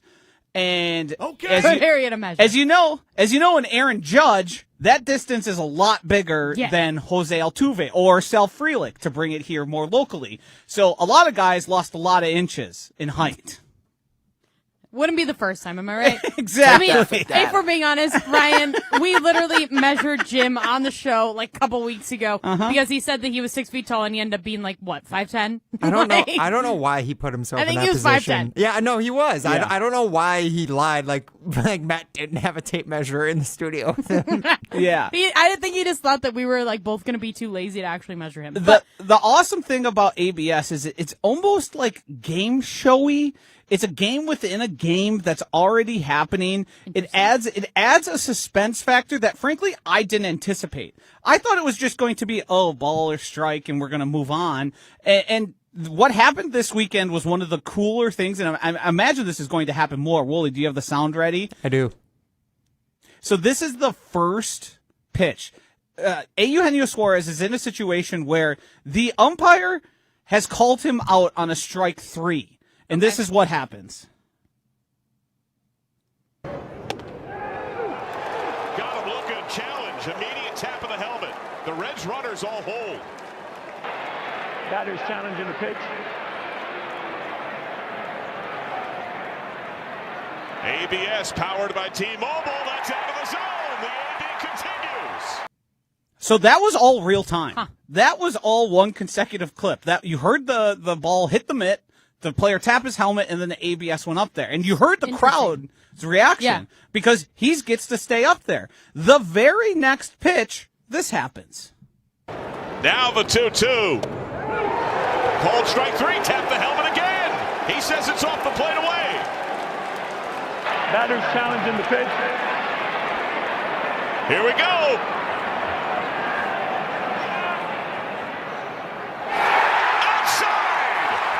The loudest cheers of the game. The Reds have hit 2 homers, come on back-to-back challenges. Wait, okay, so I have a lot of questions. Yes. Okay. So I'm glad that you pointed out initially when you were talking about it that it's about a 10-second, in total of what it takes, because that was my main concern, is like, is it like how in the NFL, okay, we're going to go review it in like the little, like, whatever cover thingy with the and it Microsoft could take any Surface. sort of time. Yeah, it could take minutes. And Yes. it's just like, okay, what are we doing here? Right. So that was my concern. Was like, God, how many times are we going to do this Mhm. in baseball? Same thing with basketball. I mean, like, players all the time go like this, like where they Yes. spin their finger around. It's just like, okay, not everything needs to be a challenge. So that's good, number one. Number two, is there a certain amount of challenges each player gets? Is it by team basis? Like we just heard Eugenio Suarez have 2 in a row. Yep. Like so how you many get times? you get 2 initial challenges per game, and you retain them on successful overruling. So if he says, like, in this situation, he used none of his challenges or lost none here he was right. both of them he was correct in. If you get 2 wrong, then you're done. And we've seen that happen where teams got 2 wrong pretty quickly to start a game, and then later in the game, they could have really used them, and they didn't have the opportunity to do that. So there is a little bit of cat and mouse, but yeah, you can't do it every single pitch because that would slow down the game. You have to be sort of you have to have a pretty good idea. So you probably pick the players who have, like, in stealing bases. Certain guys just have the green light. You're fast enough and you're good enough at stealing bases, you can do it. We like trust you. Like a Joey Votto or probably even a Christian Yelich.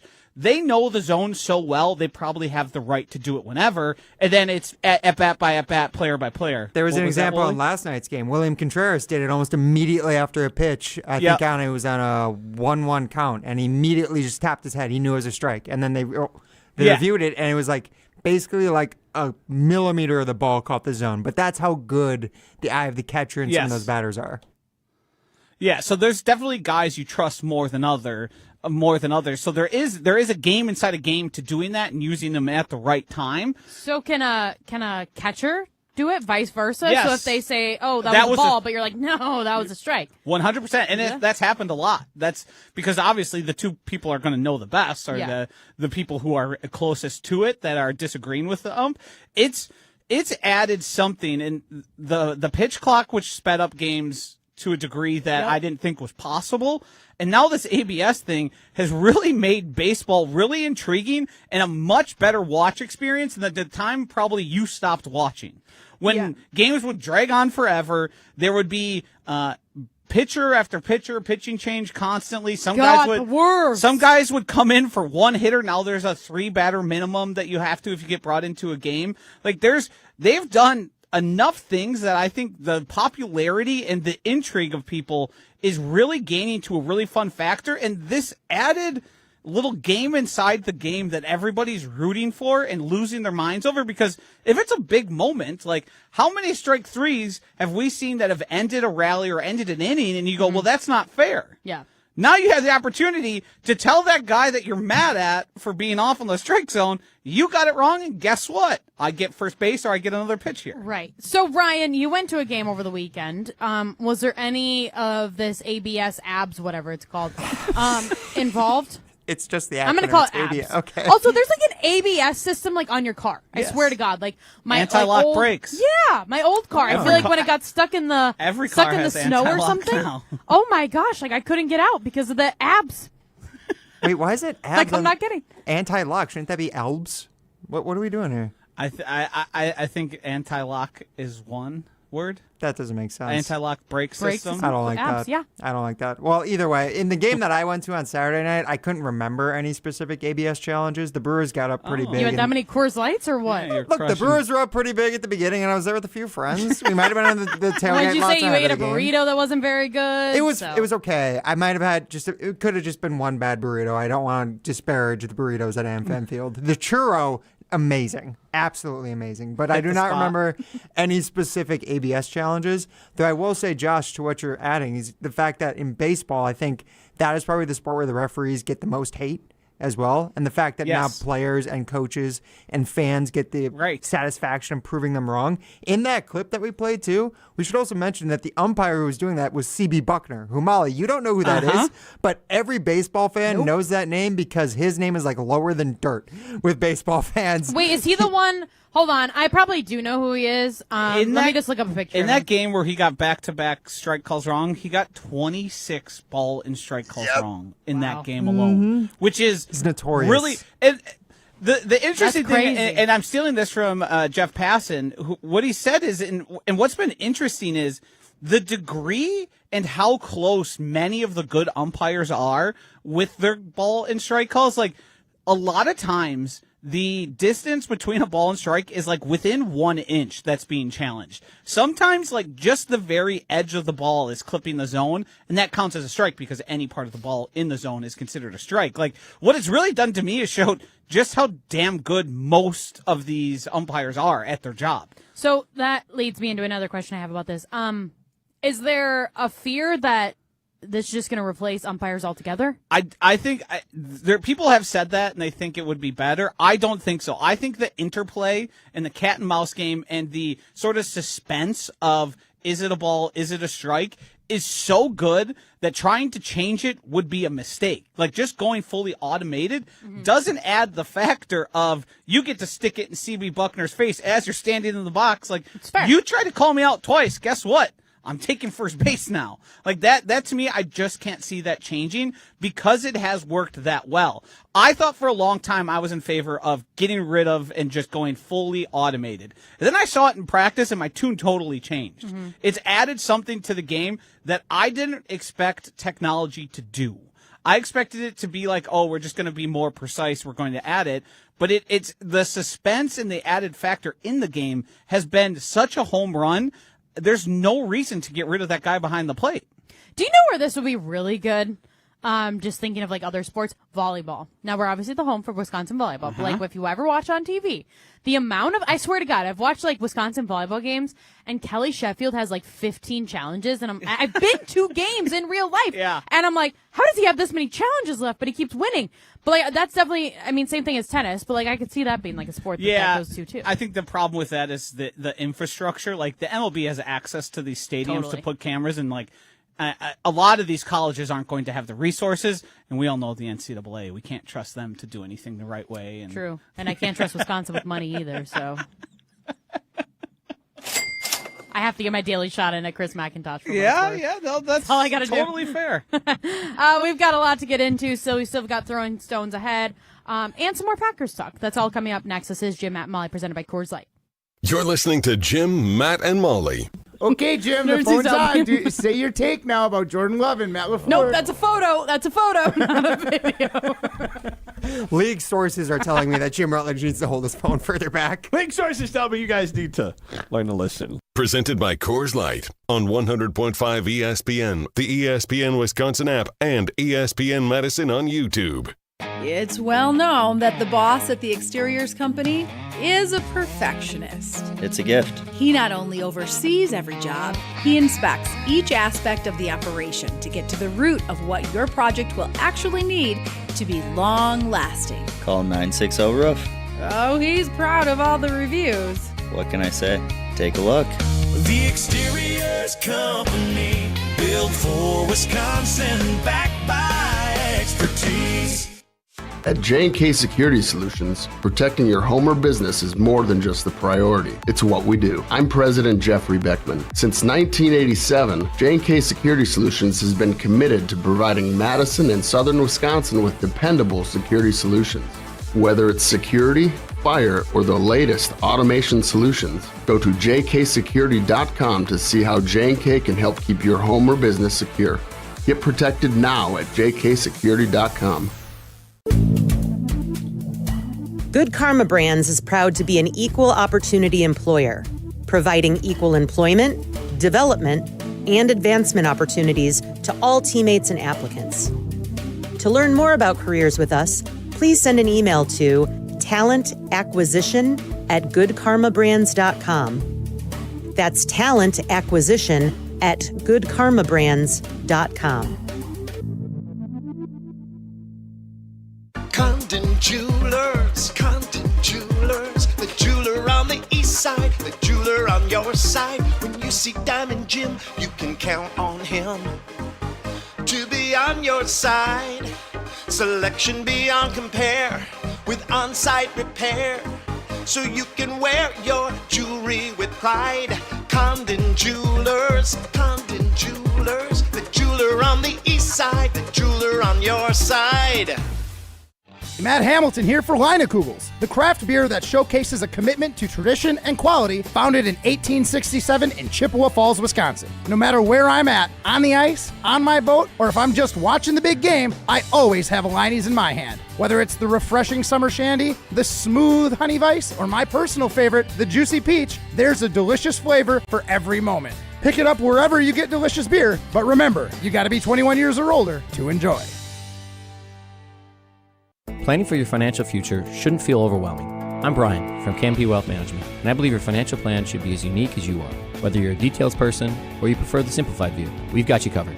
Plus, with our easy-to-use online platform, you can check your progress anytime, anywhere, even at 2 a.m. in your pajamas if that's your thing. At Canopy Wealth Management, we promise care, competence, and clarity in everything that we do. Get started today at canopy-wealth.com. Paid for by Canopy Wealth Management. Canopy Wealth Management is registered as an investment advisor with the SEC. What's on Tap brought to you by Miller Lite, the original light beer. Rooting for the Brew Crew because we're from Milwaukee too. Tastes like Miller time. Fans, here's the Quick Trip to the Ballpark ticket offer.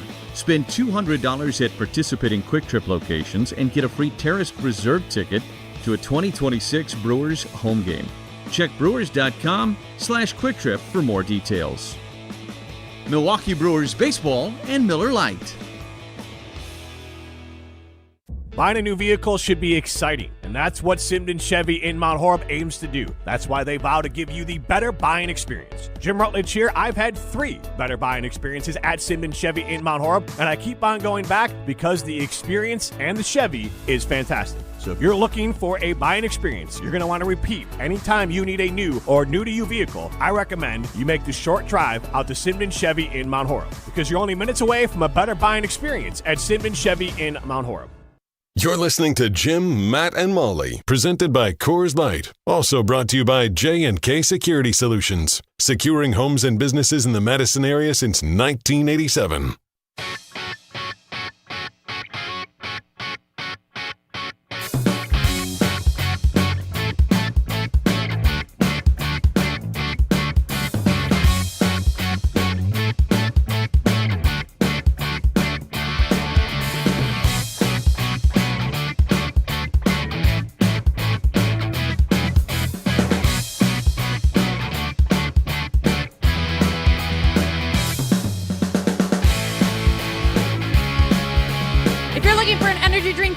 Supports your wellness goals. Look no further than ZOA Energy. It's packed with natural ingredients, vitamins, minerals, and antioxidants, and it gives you a clean focus boost without those jitters. It's also vegan, gluten-free, and comes in a variety of bold flavors. Today I had the grape flavor, and it was absolutely delicious. Head over to ZOAEnergy.com to find where you can pick some ZOA up for yourself.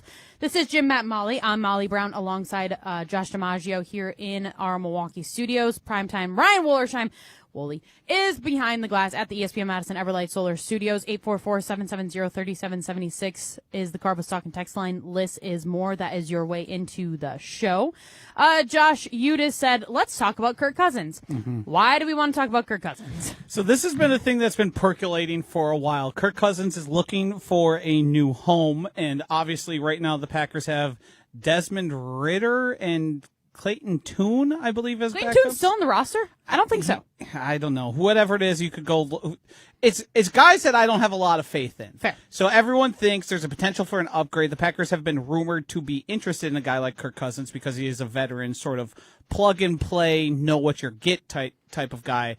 And I view the idea of Kirk Cousins backing up Jordan Love to be just an absolute nightmare, a debacle, a travesty, one of the worst moves you could make. Because at this point, with the way the NFL is, especially with the likely expansion of the NFL that's going to happen in the next couple of seasons, backup quarterbacks are as valuable as ever.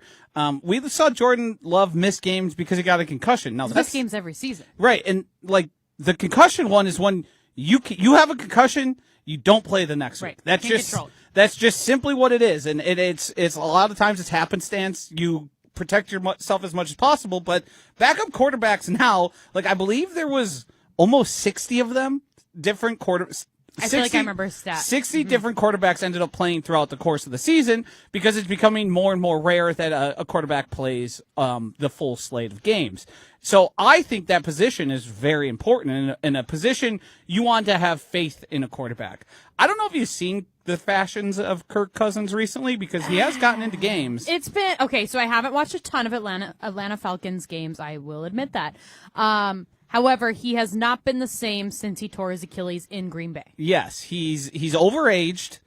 He's not that good. How old is he? 38? 39? Something? I'm looking at it right The now. most important thing 37. is he's not and has never been Aaron Rodgers, who at least you could make a case for, well, it could be a setback, but the guy's still got an arm. He's still going to be able to make some big Also, throws. Rodgers was somewhat mobile. He started, for the most part. Kirk Cousins started 8 games, had a 61% completion percentage. He was bad. Had 10 touchdowns, 5 interceptions. The thing that drives me nuts about him, and this was a thing he did against the Packers and he did throughout the course of his season, he's very concerned about his stats and his numbers because those are going to help him get more money. Mm-hmm.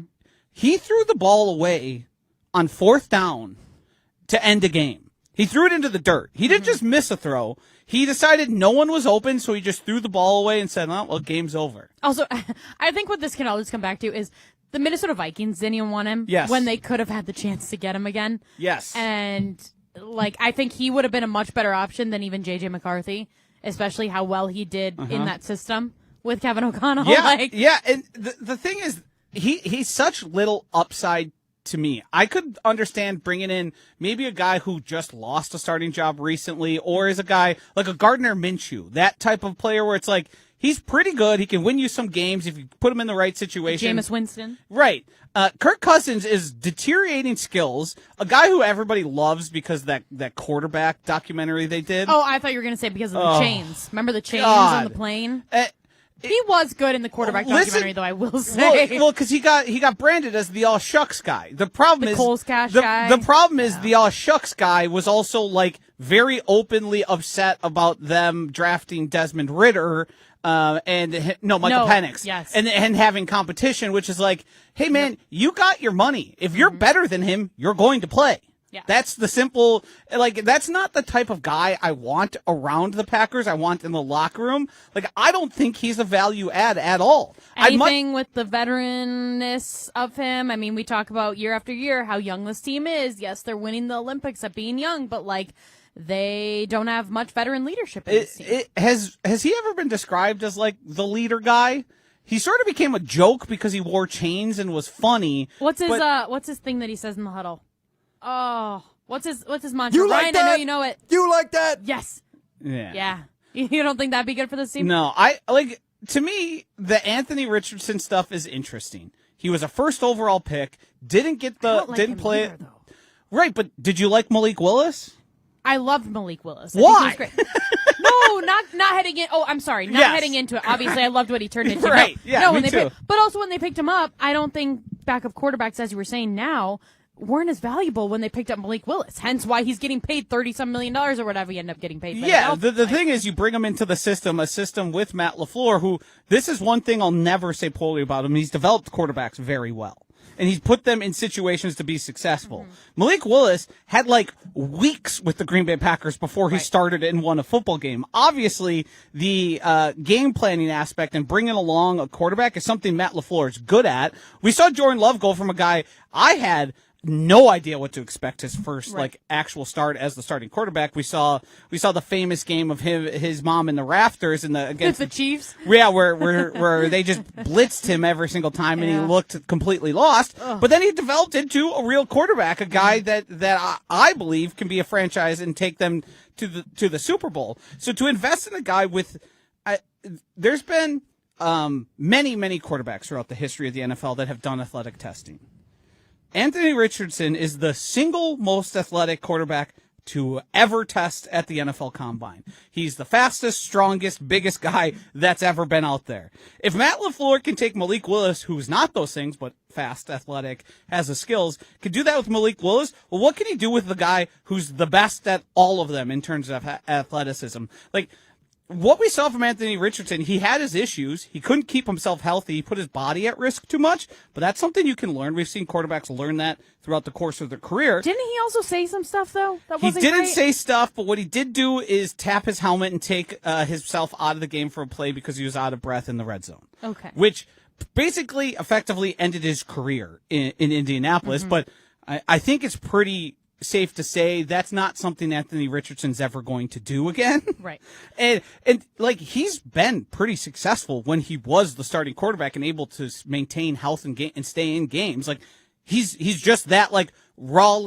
He's very raw, but he's so gifted that sheer will and sheer physical ability has helped him win games. If he learns how to be a quarterback like Malik Willis did, remember Taylor Lewan, his former teammate, didn't say he's not very good or he's inaccurate. Right. He said he doesn't know ball.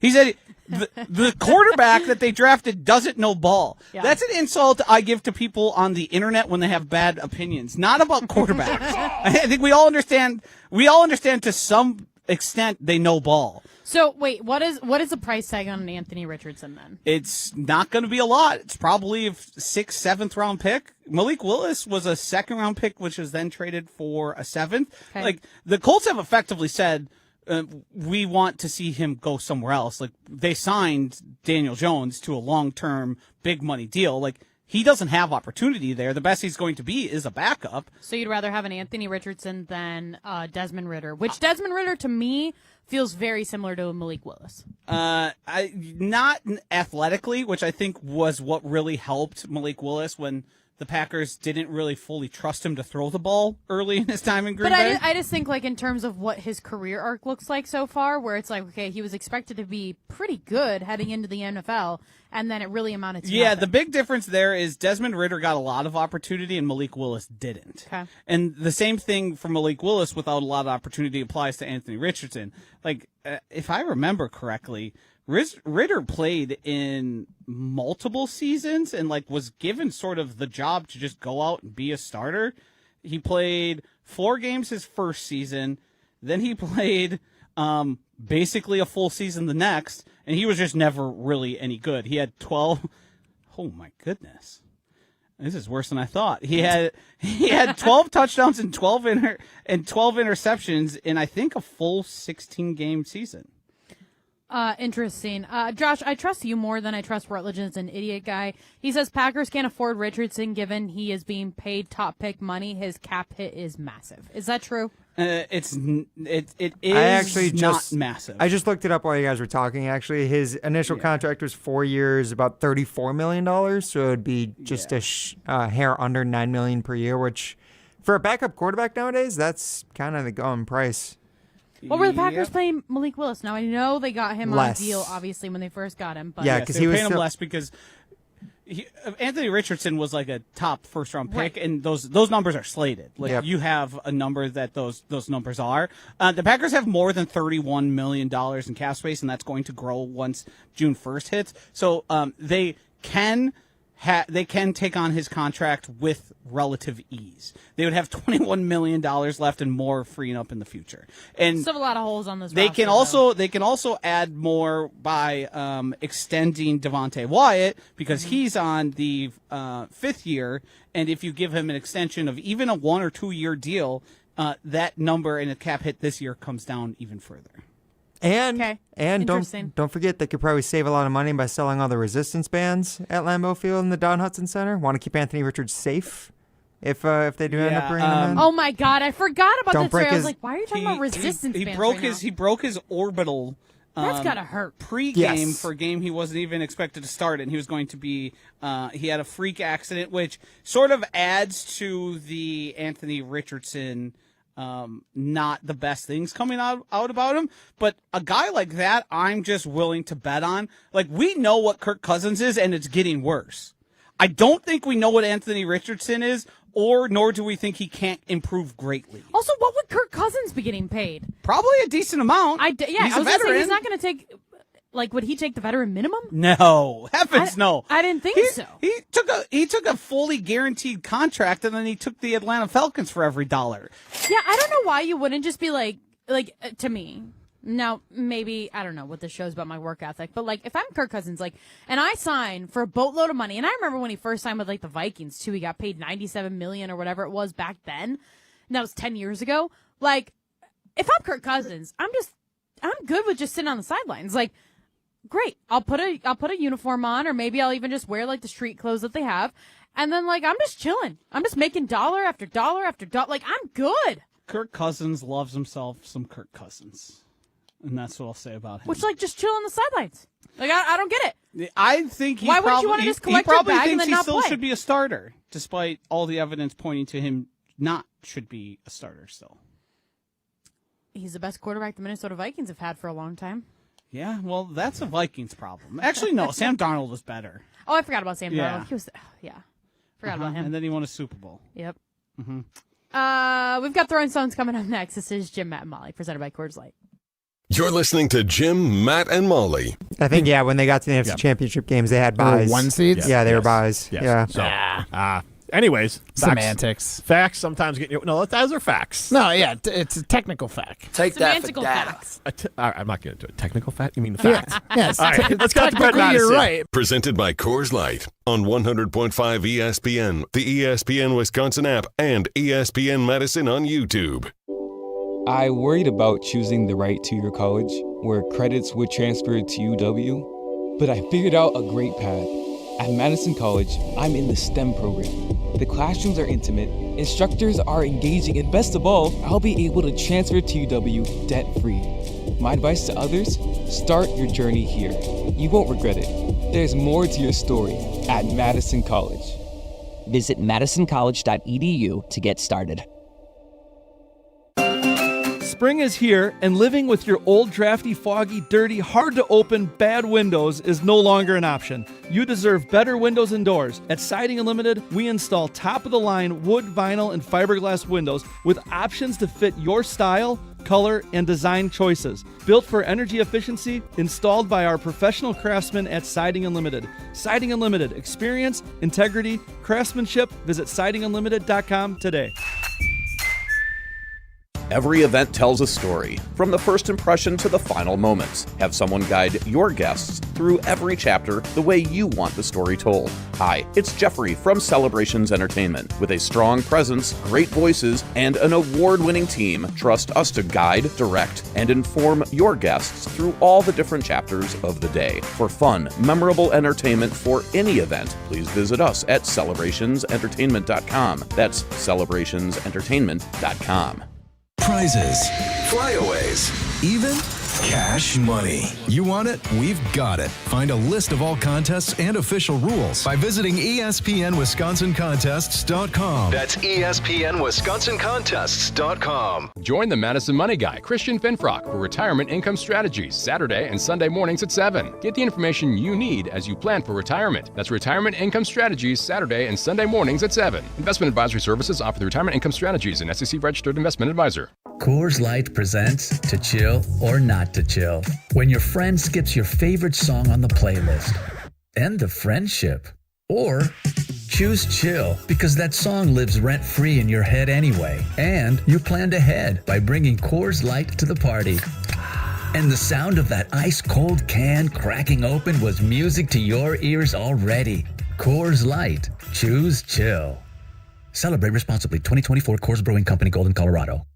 UW Credit Union presents the Prep Mania Student Athlete of the Week, supporting local student athletes as they grow on the field, in the classroom, and in the community. UW Credit Union is here for every you. Learn more at uwcu.org. Here's Dennis Semrau with the UW Credit Union Student Athlete of the Week. Our ESPN Madison UW Credit Union Student Athlete of the Week, Annika Curran from Verona Area High School. Welcome. Hello, thank you. You're a swimmer. We're here at this gorgeous pool. Yes. You probably live here, right? Yes, basically. Spend a lot of time here. Freshman year, first time you got to go to state, what was that whole environment like? It was crazy. Just the environment there, there's so many people. Like, I've been to Waukesha multiple times for club meets, and just high school state at Waukesha is something else. Like, when you look back in your time at Verona, what do you think that you remember the most about Verona Area High School? I think just like the community that we have here and like on the team, we get super close with each other at the end of the season when it's like the last couple meets, just with the team, being at practice, like it's just so much fun.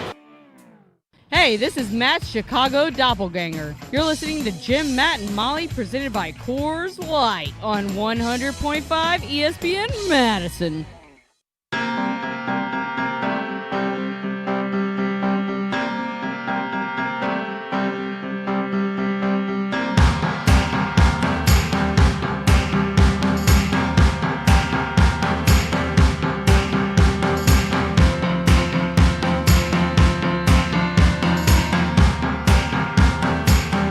Rutledge is an idiot, guy says, I haven't said Rutledge is an idiot for a long time. LOL, come on. Richardson's cap hit at $10.8 million this year is steep. I would take him, but steal for 1 year of control. I mean, that steep for 1 year of control. Now read his previous text message and notice the tone change. Which one? By saying Packers can afford Richardson? Yes. All the way to I'll take him. Yes, it is a little expensive for a backup quarterback, but that also is factored in trade compensation. When you look at it, saying we intend this guy to be a backup, and we don't really know, he's not going to be a third round pick.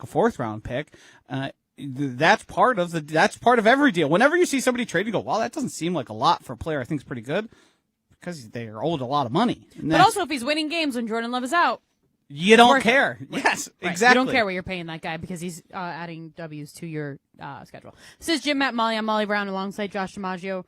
Ryan Wollersheim behind the glass in Madison. Josh and I are in Milwaukee. Time now for Throwing Stones. 1, 2, 3, Some takes are cooler than others. You know this kid is as cool as the other side of the pillow. Some opinions are just cooler than the rest. That was cooler than being cool. Ice cold. And if you keep it chill, then it's a cold take. Chill out. I'm chill. I'm chill as a cucumber, man. I'm always the coldest. This is Throwing Stones, presented by Metro Kia of Madison, Madison's chillest Kia dealership.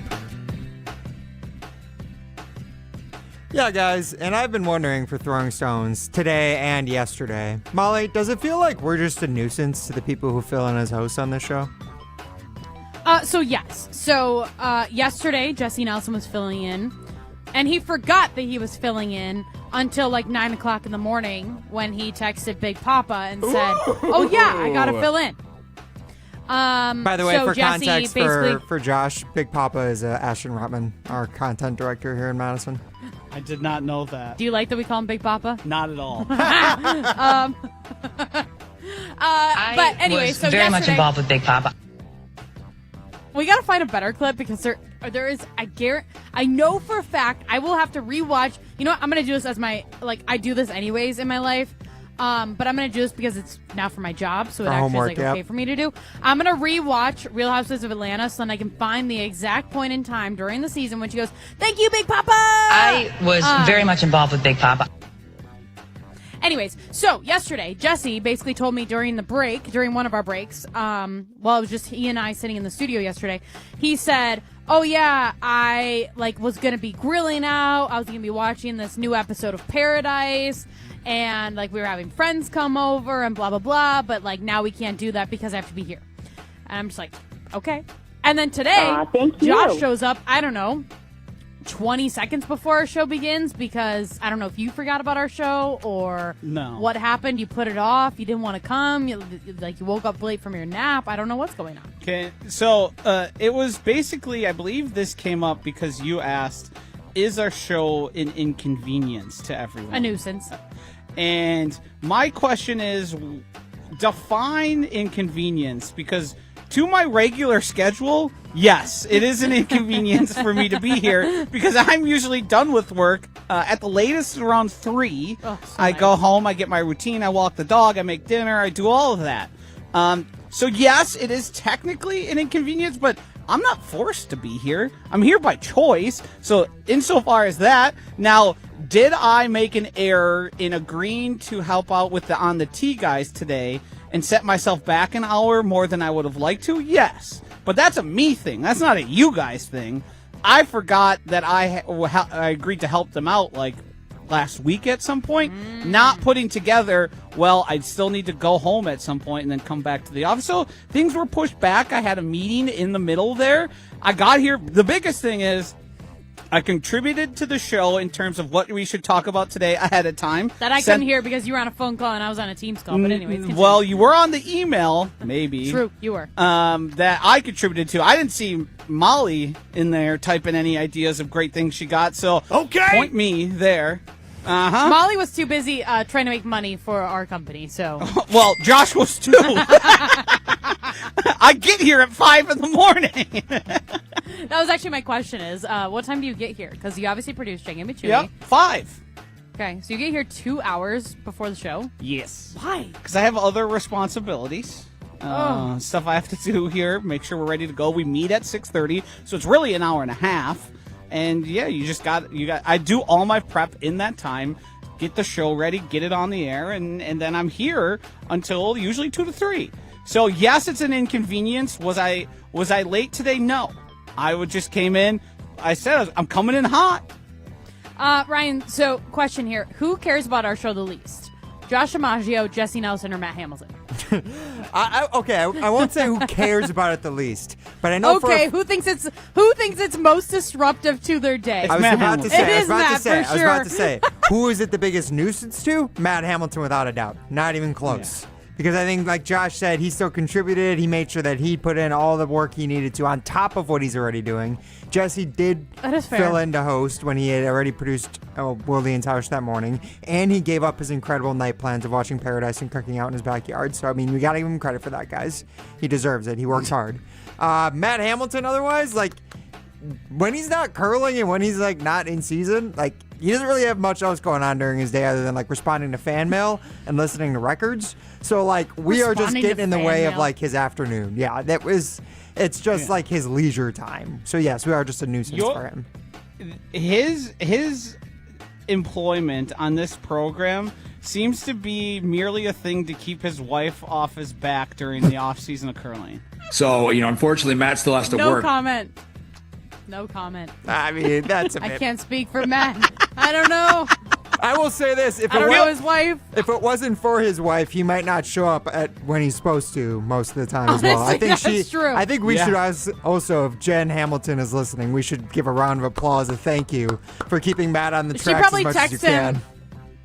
She probably texts him every day and is like, "Don't forget you have your show today." Exactly. She probably sends him out the door like, phew. You know how many times? A little freedom here. A little pulling back the curtain a little too much. This might be TMI, but you know how many times where Matt showed up to an air check of ours late, Molly, and I swear to God, he looks at me being like, "Why didn't you text me a reminder that we had an air check today?" And it's like, come on. There's no way you're annoyed with me right now. I can tell. Because you should be his assistant, and you should organize like his calendar. I think that is what he sees in me. I think that's the same thing he saw in Jen, and it's what he sees in me as well. So I think that's what he believes my role is here. Sometimes, all the time, maybe. Love it. Yeah, our show is a nuisance too. Actually, should we make bets on who's going to be hosting with me on Friday? Because that's still TBD. Nobody wants to do it. I have too much insider knowledge. I have too much insider knowledge of who it'll likely be, so I don't want to. It's like Kalshi. It's fine. It's just insider knowledge that you have. Insider trading. Yeah, exactly. Yeah, exactly. Brian, it could just be us on Friday. It could be. You could co-host with me. Could get Josh to produce even. Brian's like, I do not want to do that at all. Yeah. Okay, fine. Yeah. It's kind of a nuisance if I'm being honest. Who's in tomorrow? What'd you say? Who's in tomorrow? Riley Yauk is in the next 2 days, Wednesday and Thursday. Mm-hmm. And Friday is TBD. I keep trying to ask Big Papa if he'll host with me, but I believe it's his wife's birthday on Friday. Do you so think maybe if you stopped calling him that, you'd have a better chance? Because I can't I imagine think he likes it. No, I think he does. No, I think as somebody who's gotten to know Ashton pretty well, I think he likes it. Yeah, the only person who likes it less than Josh is Ashton, for sure. Yeah.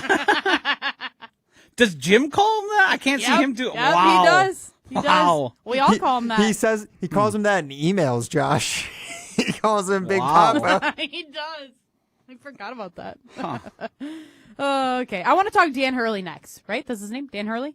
Yeah. Okay. Well, all of a sudden, I had it in my brain, and then I said it, and I was like, that didn't sound right. So, yes, I want to talk about Dan Hurley, head coach of UConn, next. This is Jim, Matt, Molly, presented by Coors Light. You're listening to Jim, Matt, and Molly. I think I've listened and watched this show long enough to know that Molly's mind is just always in the gutter. It doesn't matter what. Oh, mine! Yeah, Molly. Jim says something, and Molly's eyebrows just go up. She's looking for a giggle. I'm a bottomless. You're not wrong. Presented by Coors Light on 100.5 ESPN, the ESPN Wisconsin app, and ESPN Madison on YouTube. Go be a winner. Go to Ho Chunk Gaming Madison. Every weekend, they have hundreds of winners and millions of dollars won at Ho Chunk Gaming Madison. What are you waiting for? Head there this weekend. Ho Chunk Gaming Madison is for winners. What's new at Zimbrick Chevrolet? A lot. A free car wash with every service, plus a brand new detail facility to keep your ride looking fresh all year long. Relax with coffee and snacks while you wait, and if you can't, grab one of their numerous service loaners, take the shuttle, or even get a lift on them. Plus, Zimbrick Chevrolet has the largest new Chevrolet inventory in southern Wisconsin, and you'll never overpay at Zimbrick Chevrolet. Zimbrick Chevrolet in Sun Prairie, the name you can trust. My fiance wanted to incorporate me in the process of picking out my engagement ring. And we went to Chalmers, and that was the first place that we went to look for rings. The staff educated us right away, and we felt very comfortable, and I learned a lot about diamonds. Chalmers did a great job explaining the process to us, the type of grade of the diamond. Oh, just from the second you walk in, I mean, there's somebody who's taking you over, showing you exactly what you want in your price range. I think that my ring is the most beautiful ring I've ever seen, thanks to Chalmers Jewelers. Ben Brust here for the Princeton Club. If you're looking for your better tomorrow, you know where to go. It's the Princeton Club. If you're looking to grow, it's also the Princeton Club, because they will cheer for you in all areas of your life. The best way to do that is to start a foundation of having a healthy body, and your growth will start from there. With the cleanest health clubs in Wisconsin, they provide everything for you to reach your goals. Start your better tomorrow today and grow in all areas of your life at the Princeton Club. Join for a better tomorrow. This update sponsored by UW Credit Union. For every stage of life, UW Credit Union is here for every you. Kids 14 and under and senior 60 plus can save 50% on tickets for select weekday home games, courtesy of Quartz. Following the game, seniors may stroll along the outfield warning track. Visit brewers.com/kids and seniors to learn more. Join UW Credit Union at uwcu.org. Insured by NCUA. It's about time delivery worked on your schedule. Same day, next day, or scheduled in advance. However you plan it, the Home Depot delivers the whole job. From drywall to doors, plumbing to paint, we'll get it there when you need it. Because on the job site, timing is everything. You order, we deliver. It's that easy. The Home Depot Pro. It's about time. Veterans and active duty service members, when your call to service ends, your mission doesn't have to. Go from GI to IT in just a few months at My Computer Career. Prepare for a high-demand career in cybersecurity, protecting people, systems, and institutions from real cyber threats. Cyber warriors are needed now. Will you answer the call? Go to mycomputercareer.edu/CWP to learn more. That's mycomputercareer.edu/CWP, an elite CompTIA certification partner. VA education benefits are available to those who qualify. $2.3 million. A recent Schwab survey of Americans says that it takes $2.3 million to be wealthy. Well, you may have had your financial plan set on a bigger or a more humble number. But if you're looking for added insights on how to get there or how to avoid some tax pitfalls on the way, Annex Wealth Management is ready to listen. Mark Tauscher here, and whether your situation is complex or simple, the Annex Wealth Management team can give you wealth expertise and guidance on reaching your goals. Annex Wealth Management. Know the difference. You're listening to Jim, Matt, and Molly, featuring 2026 curling national champion Matt Hamilton on 100.5 ESPN, the ESPN Wisconsin app, and ESPN Madison on YouTube.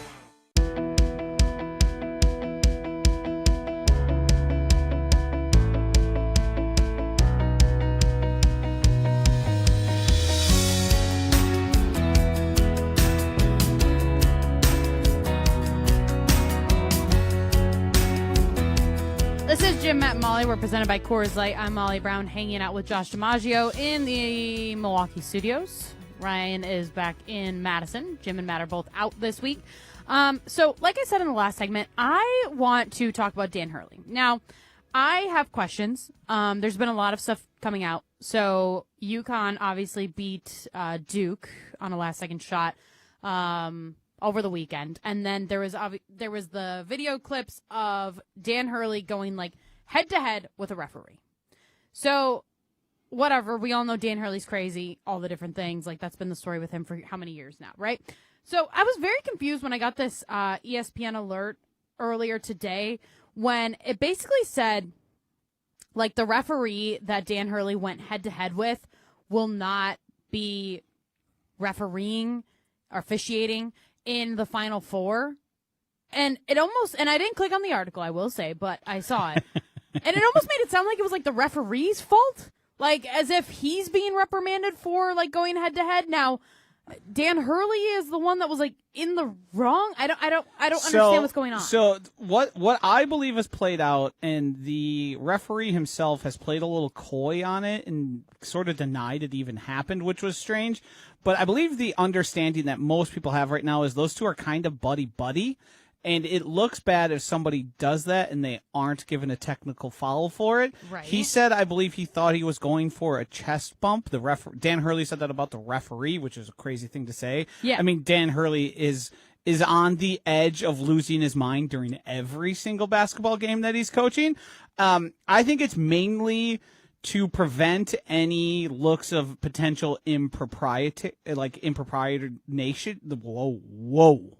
Stuck on that word. Insider impropriety on behalf of him and him potentially officiating any more Dan Hurley games throughout the rest of the Final Four and whatever ends up happening. So I think it was sort of a guy who knew it was his friend that was celebrating, or at least one of a guy he gets didn't along look with. like he was celebrating though. That's the thing. Like Right, his face looks so angry. Yeah, I mean that's he's got resting B face. That's just sort of what he looks like. Resting Rutledge face. It's more like resting psycho face is what Yeah. he looks like. He looks like he's on the edge of losing his cool while games are happening. I think it's more to avoid any potential of, well, he let him get away with this already before. What's going to happen is he going to get away with more than he should because he is such a significantly worked up guy and can cause his team some technicals with him losing his mind, running onto the court and screaming at officials. Ryan, what do you think? I'm curious what Matt LaFleur has to do to get this status with NFL refs, because he gets really emotional, he gets worked up on the sidelines, and then he gets flags thrown on him. Like, I win Super Bowls. That probably helps. Be respected in your profession. Back-to-back national championships would probably help. That's fair. But I don't like the idea that it's just Be a blue blood. That be a blue blood. That would help. Maybe, Packers are a blue blood. Yeah, and in the NFL, that's true. They're the bluest of bloods. They are the I definition. know. That's fair. But I would say I just think it's annoying that coaches who repeatedly go over the line now just get this new standard of like, oh, well, that's just Dan being Dan. It's a different entry into how guys like Nikola Jokic and Giannis Antetokounmpo are officiated differently than a guy like Shai Gilgeous-Alexander or James Harden. When you're like big and strong and you sort of prove that, you're thought of a different way. When you are a guy who's going to lose his mind, you get more latitude than someone who typically doesn't behave that way, because that's just Dan being Dan, just losing his mind. Yeah. Who are the other coaches in like NCAA, like in basketball, that come to your mind then? Like, I don't think anybody's. He's a the pretty same as him. unique character. The only other one who I could think of was sorry about that. It's taking us home, Josh. The only other one I can think of was Jim Boeheim when he was still coaching at Syracuse. Yeah. That's most recent. That's true. God, that was forever ago. I feel like It was, yes. He's now an analyst. Yeah, and there's for certainly ACC. been guys throughout the history of the NBA that were. I mean, Bobby Knight is a shining example. He would lose his mind worse than Dan Hurley. My computer just died. Brewers baseball's coming up next.